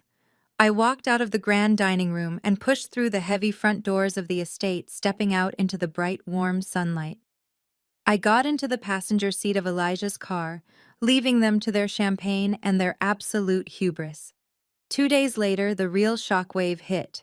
Exactly 48 hours after my father signed his name to the settlement agreement, the absolute quiet of my corporate office was shattered. I was sitting at my glass desk with Elijah, going over the final quarterly projections for the new fiscal year. On the massive flat-screen monitor mounted to the wall, we had a live feed of the banking portals connected to Vanguard Holdings. We were watching the digital markers on Warren's commercial and personal accounts. We were waiting for the domino to fall. At precisely 10:15 in the morning, the green active status icons on the monitor suddenly flashed yellow and then locked into a solid flashing red. A system notification popped up on the screen, reading "Federal Asset Freeze Mandated." Elijah leaned back in his leather chair and folded his arms. He offered a slow, highly satisfied nod. The trap had officially snapped shut. Less than 10 seconds later, my personal cell phone began to vibrate violently across the surface of my desk. The screen lit up with Jada's name. The calls came in rapid-fire succession, ringing back to back with a desperate, frantic energy. I let it ring 4 separate times, watching the screen light up and go dark. I wanted her to sit in the panic. I wanted the reality of her collapsing world to fully sink into her bones before I gave her the privilege of my voice. On the 5th attempt, I finally picked up the phone. I pressed the green button and put the call on speakerphone, setting the device down on the desk between Elijah and me. I did not say a word. I just let the line open. "Kenya, what did you do?" Jada screamed. Her voice was shrill and completely unhinged, stripped of all its usual polished Harvard sophistication. She was hyperventilating so hard I could hear her gasping for breath through the speaker. The wire transfer was rejected. The bank teller just told Dad that his primary holding accounts are locked. All of his personal accounts are locked.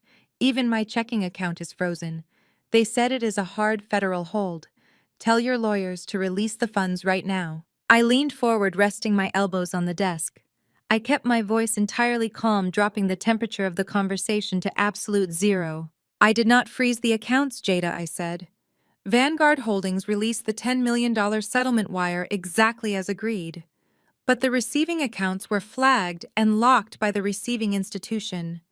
We have absolutely no control over the Internal Revenue Service Criminal Investigation Division, nor do we control the Federal Bureau of Investigation." The line went dead silent for 3 agonizing seconds. "The IRS." Jada stammered, her voice dropping to a terrified whisper. "The FBI. What are you talking about, Kenya? This is a private family settlement. Why would federal agents care about a deed transfer and a payout?" "Because you are a terrible lawyer, Jada," I stated, delivering the blow with surgical precision. "You were so blinded by your own greed, so desperate to secure your $10 million and prove you were the smartest person in the dining room, that you completely failed to do your job. You did not read the fine print. You skimmed right over the asset origination addendum." "What addendum?" she gasped. "The one you demanded," I replied. "You filed a fraudulent injunction claiming I stole $250,000 from Dad's commercial account 7 years ago to fund my startup. To resolve your fake lawsuit, The settlement required Dad to legally attest to the exact origin of those disputed funds. He had to provide the specific routing numbers and ledger dates to prove that the capital belonged to him. I paused, letting the weight of my words settle over the line. But those routing numbers and ledger dates did not match his clean operating accounts, Jada. I made sure they matched the hidden client escrow accounts, the exact same accounts he has been using to embezzle money and evade federal taxes for the last decade. No, Jada choked out a sound of pure horror escaping her throat. No, you cannot do that. That is impossible. You handed him the pen. Jada, I continued, relentlessly tearing down her entire reality. You reviewed the document. You gave him the legal green light. By signing that settlement, Dad authenticated the very ledgers he used to steal from his clients. He legally bound himself to a fraudulent paper trail under penalty of perjury. He signed a direct written confession to federal tax fraud and corporate embezzlement. And because you acted as his legal counsel, you submitted that confession into the public record. I could hear the phone clatter against a hard surface on her end as if she had dropped it. I could hear Vivica screaming in the background, demanding to know what was happening. The Golden family was detonating in real time. You did not just fail to protect him, I said, my voice projecting clearly into her nightmare. You actively facilitated his federal confession. You handed the FBI everything they need to raid his office and seize the Buckhead estate. The grand legacy of excellence you all bragged about is nothing but a crime scene, and you tied a bow on it for the prosecutors. Kenya, please, Jada begged. She was actually sobbing now, the arrogant superiority completely eradicated from her soul. You have to fix this. You have to call Elijah and tell the judge it was a mistake. I will be disbarred. Dad will go to federal prison. You cannot let them take everything. You took everything from yourselves, I replied, feeling absolutely no pity. You mocked my learning disability. You called me dumb. You tried to use your Ivy League degree to steal the company I built with my own blood and sweat. You thought you could outsmart the dyslexic dropout. But the truth is, Jada, you were never actually smart. You were just loud and entitled. I reached out and hovered my finger over the red end call button. You have much bigger problems to worry about now than a disbarment hearing, I added. When the feds freeze assets, they freeze everything connected to the primary target. That includes the credit cards you have been secretly maxing out to fund your luxury lifestyle.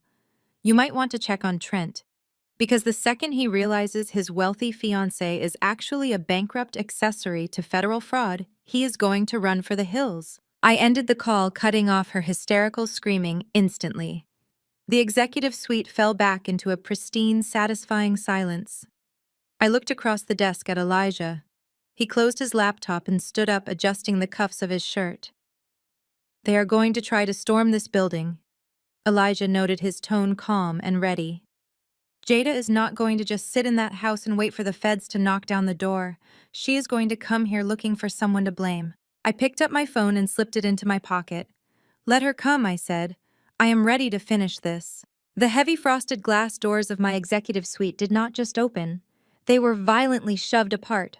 Jada stormed into the room, moving with the frantic, unhinged energy of a woman who had just watched her entire universe collapse. Her perfectly flat ironed hair was disheveled. Her designer blazer was wrinkled. She looked completely deranged.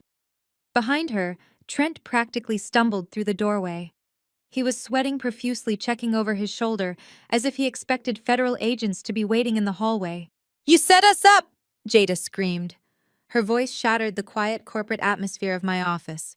She marched directly up to my desk, slamming her hands flat against the glass. "You framed Dad. You deliberately buried that addendum in the settlement to trick him into signing a confession. I am going to have you arrested, Kenya. I am going to sue you for everything you own.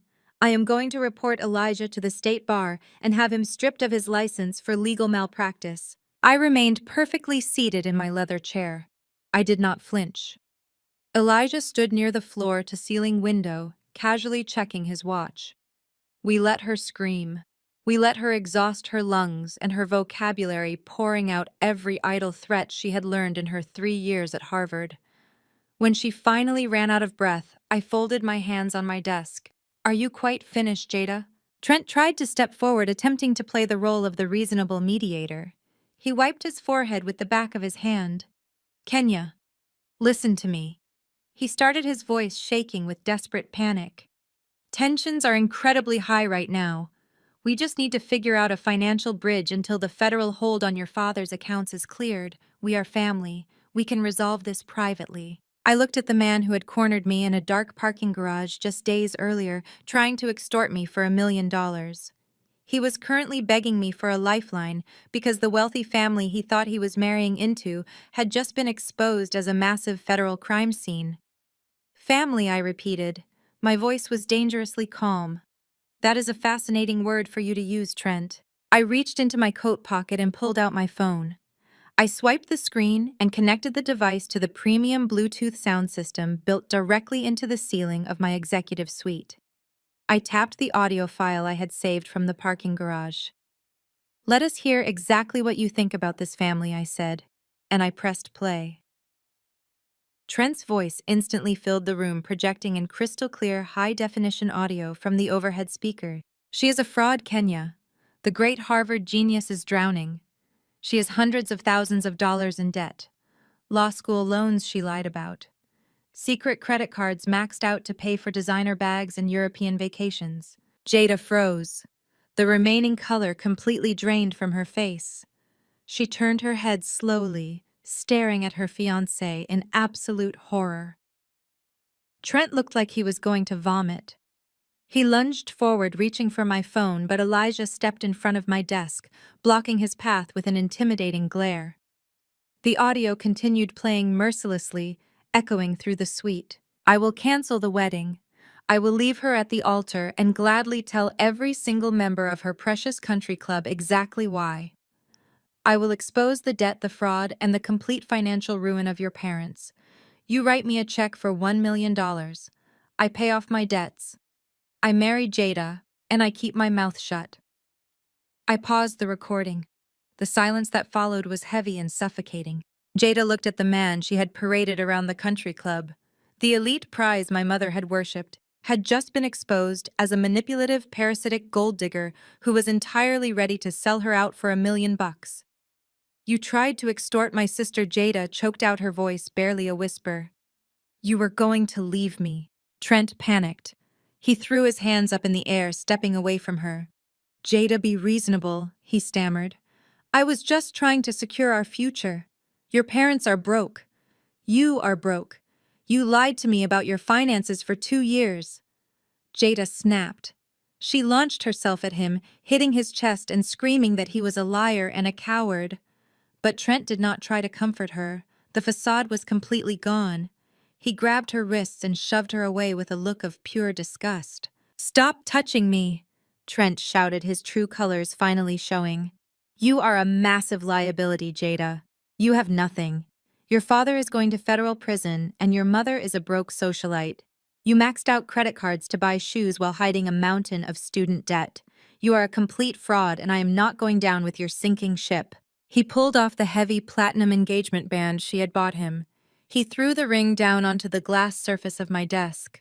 The metal clattered loudly against the glass. Find another sponsor, Trent spat at her. We are done.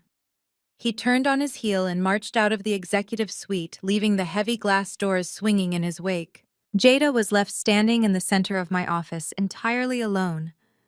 The perfect golden child had been completely stripped of her armor. She had no fiancé. She had no money. Her legal reputation was tied to her father's signed confession. Her entire life was in ruins. But I was not finished yet. I opened my desk drawer and pulled out one final document.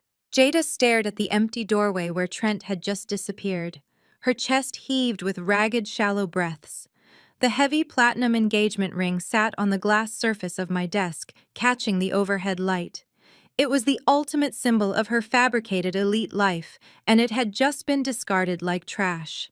Her knees gave out. She collapsed into the leather guest chair opposite my desk, burying her face in her trembling hands. For 31 years, Jada had walked through the world wrapped in an impenetrable shield of parental favoritism and academic arrogance. She was the golden child, the Harvard lawyer, the flawless daughter who could do no wrong.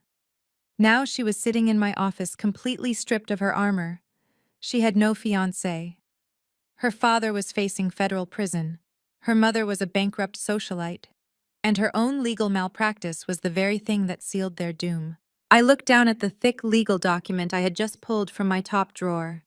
It was printed on heavy watermarked paper, bearing the official seal of the Fulton County Superior Court. I did not feel an ounce of pity. I felt the cold, satisfying weight of absolute justice. I slapped the document down onto the glass desk right next to the discarded engagement ring. The sharp smack made Jada flinch. She slowly raised her head. Her perfectly applied makeup was ruined, running in dark streaks down her cheeks. Her eyes were red and completely hollow. "What else could you possibly do to us?" Jada whispered. Her voice was raspy and completely devoid of its usual arrogant bite. "You took the money, you took the company, you took my fiancé. You won Kenya. It is over." "It is not over until I say it is over," I replied, keeping my tone perfectly measured and dangerously calm. "You came into my courtroom and tried to freeze my $58 million payout. You stood in front of a judge and tried to brand me a thief. You really thought I was going to let you walk away with a $23 million mansion after pulling a stunt like that?" Jada stared at me in pure confusion. She wiped her face with the back of her hand, trying desperately to summon the legal intellect that had just failed her so spectacularly. "But you signed the settlement?" she stammered. "The contract stipulated that we get the deed to the Buckhead estate in exchange for dropping the injunction. You signed it in front of us. We dropped the lawsuit this morning. The house is ours." I leaned forward, resting my arms on the glass desk. "You really need to start reading the sequencing clauses in your contracts, Jada." I tapped my manicured fingernail against the court document resting between us. "Yes, I signed the settlement. But the execution timeline was strictly sequential. The contract clearly stated that your father had to formally drop the injunction against Vanguard Data Systems first. Once the injunction was legally lifted, the deed transfer for the estate would initiate." Jada swallowed hard, staring at the paperwork. "You filed the dismissal this morning?" I continued, walking her through the exact mechanics of her own ruin. The injunction was dropped. My $58 million were unfrozen. But right as the deed transfer was processing, the Internal Revenue Service slammed a hard federal freeze on all of Warren's assets. The federal government locked his profile. He cannot receive, hold, or transfer any assets of significant value while under active criminal investigation for tax fraud. Jada's eyes widened as the devastating reality of the legal sequencing finally clicked in her Harvard-educated brain. The color completely washed out of her face. "The government blocked the transaction," I stated, delivering the final fatal blow. "The deed transfer was rejected by the county clerk. Warren cannot take possession of the property. Therefore, the title remains exactly where it was before you ever walked into this office. Vanguard Holdings owns the Buckhead estate free and clear. I own the house, Jada. You dropped your lawsuit for absolutely nothing." A strangled sob escaped her throat. She gripped the edges of the leather chair, her knuckles turning white. She realized the full magnitude of her catastrophic failure. She had surrendered her only leverage, the fraudulent lawsuit, and received absolutely nothing in return. She had handed her father over to the feds and lost the family mansion in a single breath. I slid the document across the desk, pushing it directly in front of her. "This is a court-ordered formalized notice to vacate," I announced. "I had a judge sign off on it the second your injunction was dismissed. Vanguard Holdings is formally reclaiming its corporate asset." Jada looked down at the eviction notice. Her name was printed in bold black ink right alongside Warren and Vivica. "You have exactly 48 hours to vacate my property," I told her, my voice echoing with absolute unyielding finality. "You will pack your belongings, and you will be off the premises by noon on Thursday. If you or your parents are still inside that house at 12:01, I will have the Fulton County Sheriff physically drag you out onto the lawn." Jada shook her head frantically, tears spilling over her eyelashes. "Kenya, please," she begged. Her voice cracked, breaking into a pathetic whine. "We have nowhere to go. Dad's accounts are frozen. I am drowning in debt. We do not have money for a hotel. We do not have money for a security deposit. You cannot just put us out on the street. We are your family." I sat back in my chair, projecting the exact same cold energy Vivica had given me at the country club. I looked at my sister and smiled. "I know you struggle with basic finances, Jada," I said, repeating our mother's words verbatim. "So I suggest you take that $500 monthly allowance you generously offered me and use it to find a very cheap motel. Your grace period is over. The ultimate checkmate is complete. Get out of my office." Jada remained frozen in the leather guest chair, her fingers digging into the armrests, with a white-knuckled grip. Trent had just walked out the door, taking her fabricated elite future with him, but her brain was completely short-circuiting.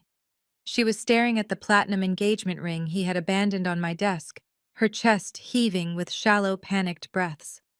The great Harvard lawyer was in absolute denial.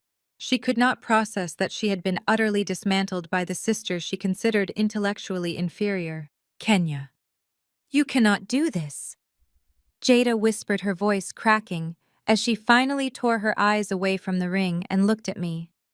"The settlement is a binding contract. You signed it. You agreed to transfer the deed. We are going to take this to a judge. We are going to sue you for breach of contract."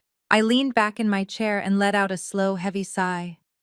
Even now, stripped of her fiancé and her financial security, she was still trying to cling to her unearned arrogance.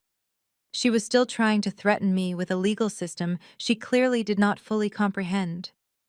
She had spent her entire life relying on our parents' money to smooth over her mistakes, and now that the money was gone, she was completely exposed. I reached into my top desk drawer and pulled out a thick stack of watermarked paper. It bore the official seal of the Fulton County Superior Court. I dropped the heavy document onto the glass desk right next to her discarded engagement ring. The sharp thud made her flinch. "Sue me for what exactly, Jada?" I asked, keeping my tone deadly calm.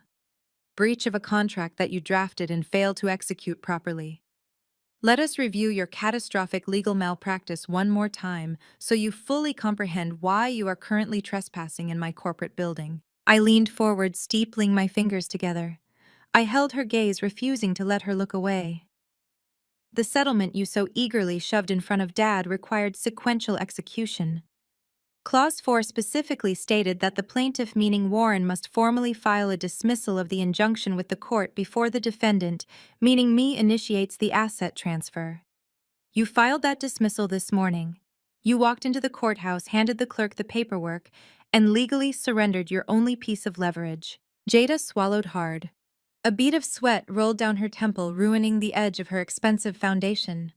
Her eyes darted to Elijah, who stood silently by the window, a physical monument to her impending ruin. The second that injunction was dismissed, my $58 million were unfrozen. I continued, my voice echoing with absolute, unyielding finality. "But your father never received the deed transfer or the $10 million wire. Do you want to know why? Because your father is a federal criminal. The moment the Internal Revenue Service locked his profile, his accounts became legally radioactive. Federal law mandates that no real estate or liquid capital can be transferred to a flagged individual under active investigation for tax fraud and embezzlement. The transaction was automatically blocked by the federal government." Jada shook her head frantically. "No. No, that does not void the agreement. It absolutely voids the agreement," Elijah interjected, stepping forward. His commanding presence shut down her pathetic attempt at an argument. "The contract is frustrated by illegality. Vanguard Holdings cannot legally execute a transfer to a federally frozen entity. Your father's own crimes invalidated the settlement." I tapped my manicured fingernail against the court document resting between us. "You dropped the lawsuit for absolutely nothing," I stated, delivering the final, fatal blow. "You handed the feds a signed confession from your own father, and you lost the family mansion in a single breath. The title remains exactly where it was before you ever walked into this office. Vanguard Holdings owns the Buckhead estate free and clear. I own the house, Jada." A strangled sob escaped her throat. She looked down at the document on the desk. Her name was printed in bold black ink right alongside Warren and Vivica. This is a court-ordered formalized notice to vacate, I announced. I had a judge sign off on it the second your injunction was dismissed. Vanguard Holdings is formally reclaiming its corporate asset. Jada looked like she was going to be physically sick. The pristine golden child had been completely stripped of her armor. Her entire life was in ruins. Kenya, please, she begged. Her voice broke into a pathetic whine, entirely devoid of her usual elitist bite. We have nowhere to go. Dad's accounts are frozen. I am drowning in debt. We do not have money for a hotel. We do not have money for a security deposit. You cannot just put us out on the street. We are your family. I sat back in my chair, projecting the exact same cold energy Vivica had given me at the country club graduation party. I looked at the woman who had spent 31 years stepping on my neck to elevate herself. You have exactly 48 hours to vacate my property, I told her. The ultimate checkmate was complete. 48 hours later, I parked my car across the street from the gated entrance of the Buckhead estate. The massive wrought iron gates were propped wide open not to welcome wealthy country club guests, but to allow a fleet of discount moving trucks to back into the circular driveway.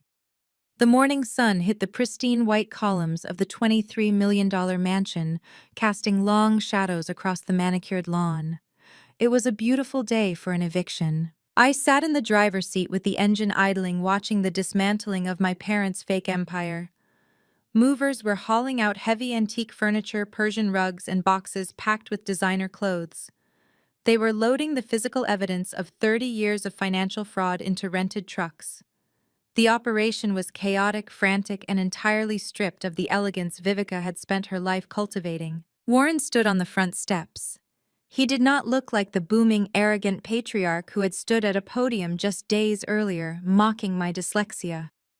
He looked like an old, broken man.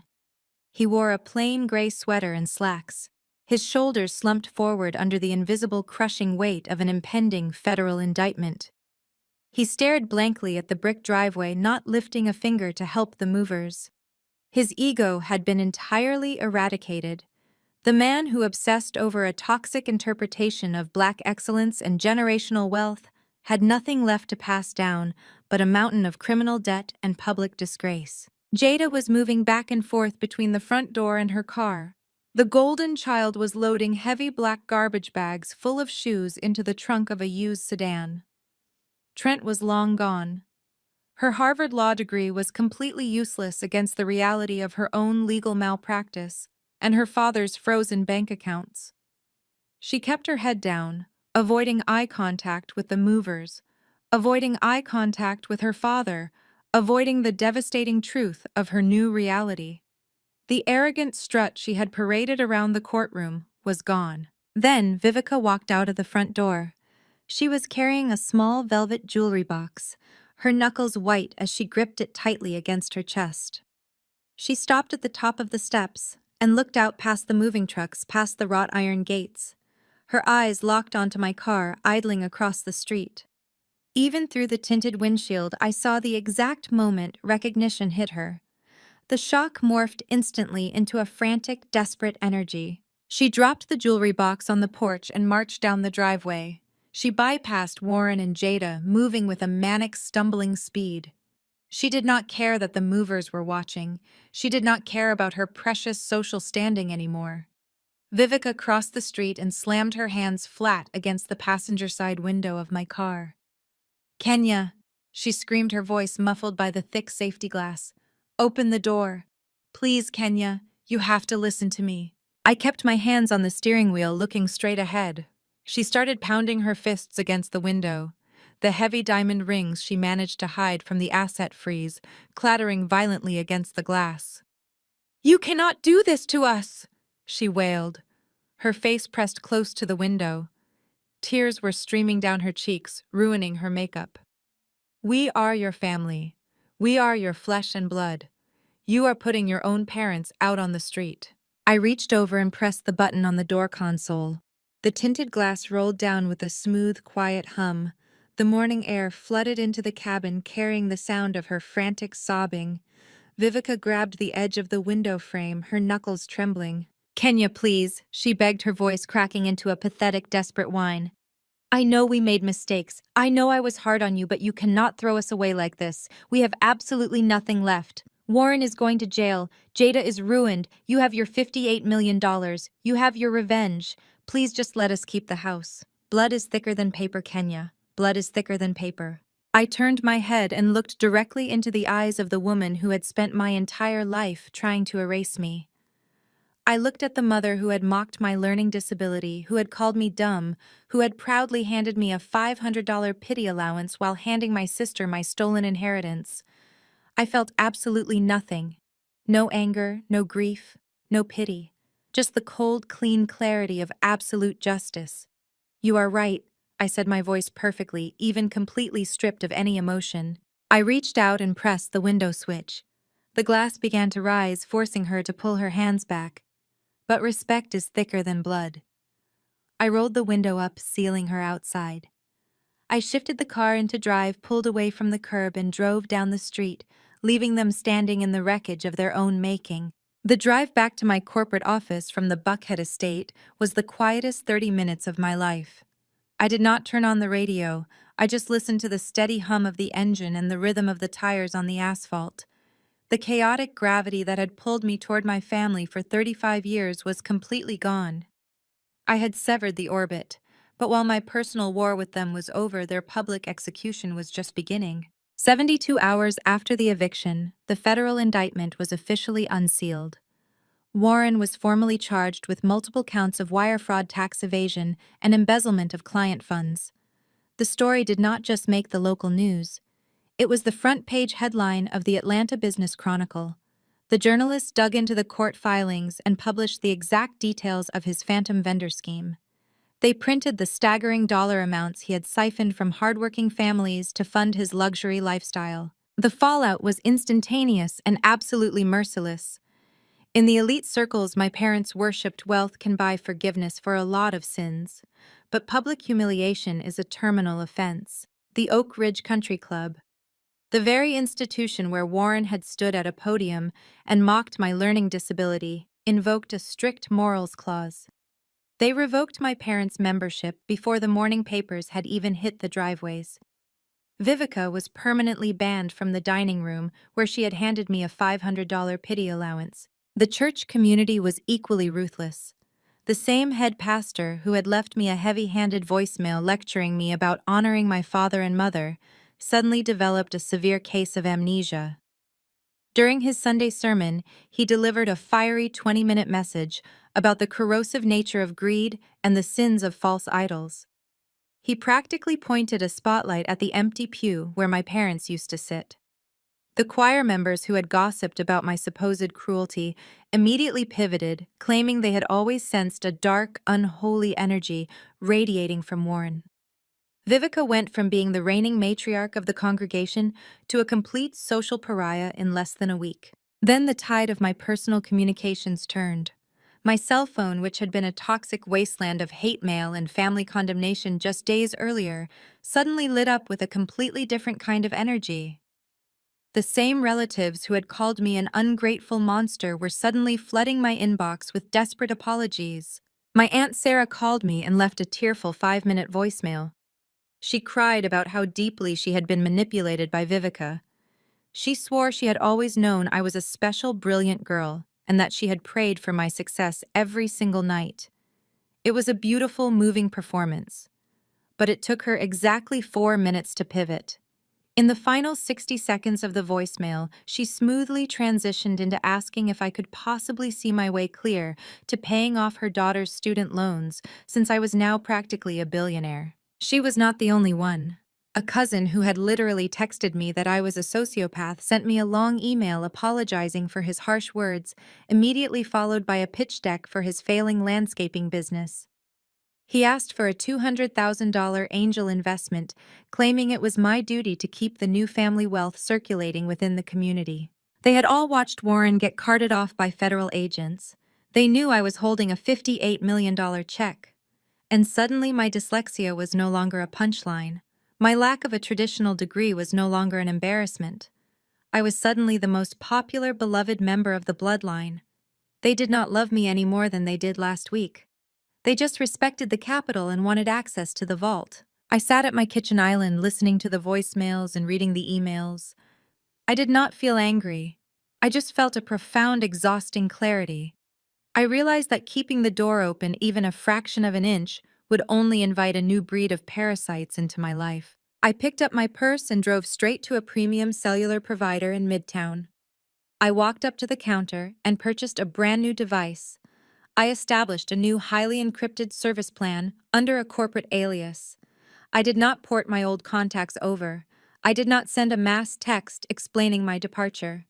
I simply took the old phone, the device holding 35 years of toxic history, conditional love, and hypocritical demands, and I dropped it into the electronic recycling bin by the front door. I was entirely done watering dead plants. When I walked back into my luxury apartment that evening, the environment felt fundamentally different.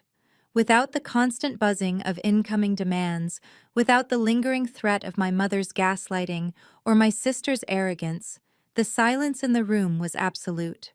It was massive. It was a vast, wide-open territory. At first, the sheer scale of the quiet was almost intimidating. I had spent my entire life fighting for survival, bracing for the next insult, building armor against the people who were supposed to protect me. Now the war was over. The battlefield was cleared. The toxicity had been surgically and permanently severed from my existence. I walked over to the floor-to-ceiling window and looked out at the glittering Atlanta skyline. The space I had carved out for myself was immense and entirely my own. It was time to stop fighting the past. It was time to fill this massive, beautiful quiet with something that actually mattered. 6 months passed. The crisp autumn air sweeping through Atlanta smelled entirely different now. It smelled like fresh paint, polished hardwood, and absolute unbridled possibility. I walked down the brightly lit corridor of the newly renovated Vanguard Academy. The walls were painted in vibrant, calming shades of blue and green, a stark contrast to the sterile, suffocating environment of the country club where my family had tried to bury me. The high ceilings echoed with the sound of laughter and the rapid clicking of mechanical keyboards. I stopped in front of a glass-walled classroom and watched the students inside. They were brilliant neurodivergent Black children, kids with severe dyslexia, ADHD, and auditory processing challenges. Kids who had been written off by the traditional public school system, just like I was. Kids whose parents had been told their children were slow, defective, or simply not trying hard enough. I used a significant portion of my $58 million payout to purchase an abandoned commercial building in the heart of the city and completely gut it.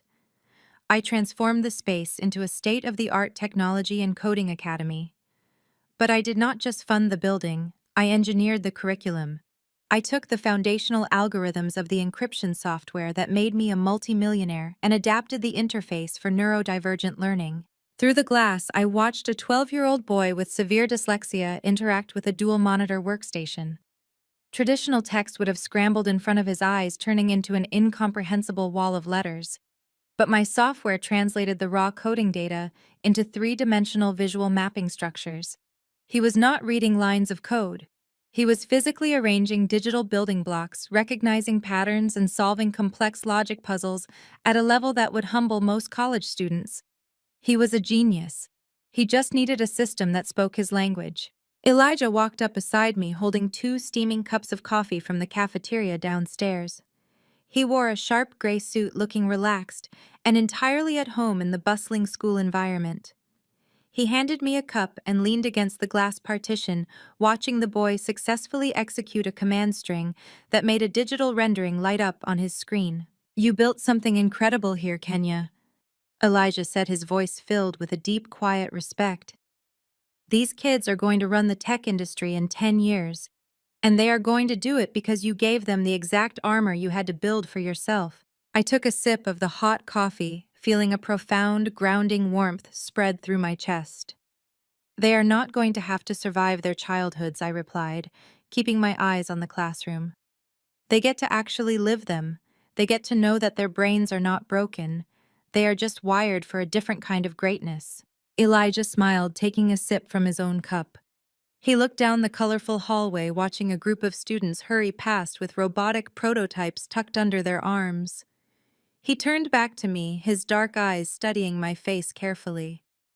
The intense, protective lawyer from the country club had softened into a steadfast partner who had watched me navigate the turbulent waters of total liberation.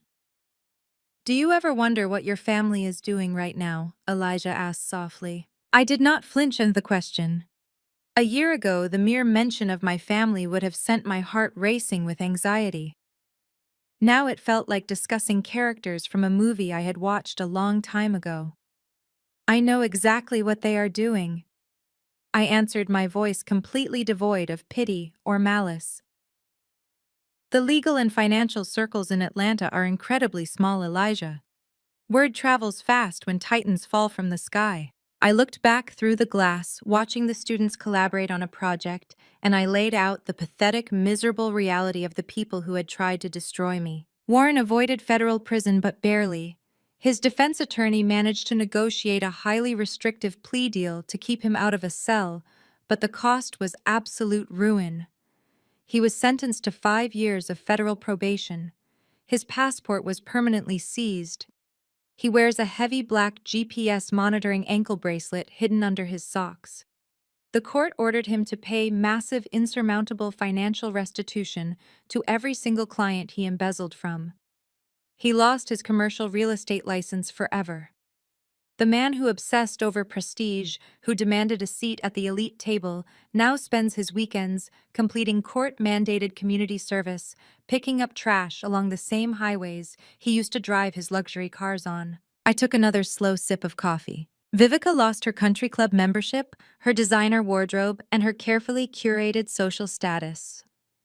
When the federal government liquidated their assets to pay for Warren's restitution, she was left with absolutely nothing. She had to get a job for the first time in 30 years.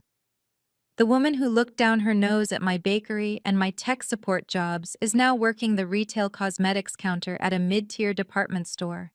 She stands on her feet for 8 hours a day, spraying perfume samples on test strips, forced to politely serve the exact same wealthy Atlanta women she used to gossip with. Elijah shook his head, a dry, humorless chuckle escaping his lips. "And Jada," he prompted. "Jada fell the hardest," I stated flatly. "Trent completely abandoned her the second he realized she was broke and deeply in debt. He canceled the wedding, blocked her number, and found another wealthy family to latch onto within a month. Jada was left holding hundreds of thousands of dollars in secret credit card and student loan debt. Her legal reputation was thoroughly disgraced by the monumental malpractice of submitting her own father's signed confession. No prestigious law firm in the state would touch her resume. The great Harvard genius, the golden child who was promised a $23 million estate, is currently working as a low-level contract paralegal. She sits in a cramped, windowless cubicle, highlighting documents for attorneys she used to view, as entirely beneath her desperately trying to pay off the crushing debt she accumulated to fake her perfect life. I turned away from the classroom glass and looked directly at Elijah. "They got exactly what they earned," I said quietly. I spent a lot of time reflecting on the concept of revenge. When I was young and hurting, I used to fantasize about screaming at them. I imagined standing in the middle of our grand living room, crying and yelling, forcing them to finally see my pain. I thought revenge was loud, I thought it was an explosion. But I was wrong. True victory is completely silent. I did not win by stooping to their level of toxicity. I did not win by matching their cruelty or adopting their fraudulent values. I won by outworking them in the shadows. I won by building my armor brick by brick, writing code in the dead of night, and teaching myself how to conquer a world they did not even understand. I simply stepped back and let their own boundless arrogance become the hammer that shattered their glass house. They handed me the tools of their destruction because they were too blinded by ego to realize I had outgrown them. The school bell rang above our heads, a bright, cheerful chime that echoed through the corridors. The classroom doors swung open and dozens of vibrant, energetic students poured out into the hallway. They were laughing, trading digital tablets, and talking excitedly about their coding projects. A young girl with bright braids ran past me, giving me a quick, enthusiastic wave before rushing to her next class. I waved back, a genuine, powerful smile spreading across my face. I looked out at the students filling my academy. I looked at the incredible, brilliant legacy I had built from the ground up, funded by the fortune I earned with my own two hands. I felt the solid, undeniable weight of my own worth. They called me the dumb one. They told me I would never measure up. They looked at a little girl who processed the world differently and decided she was a failure. But the smartest thing I ever did was realize I did not need their permission to be brilliant.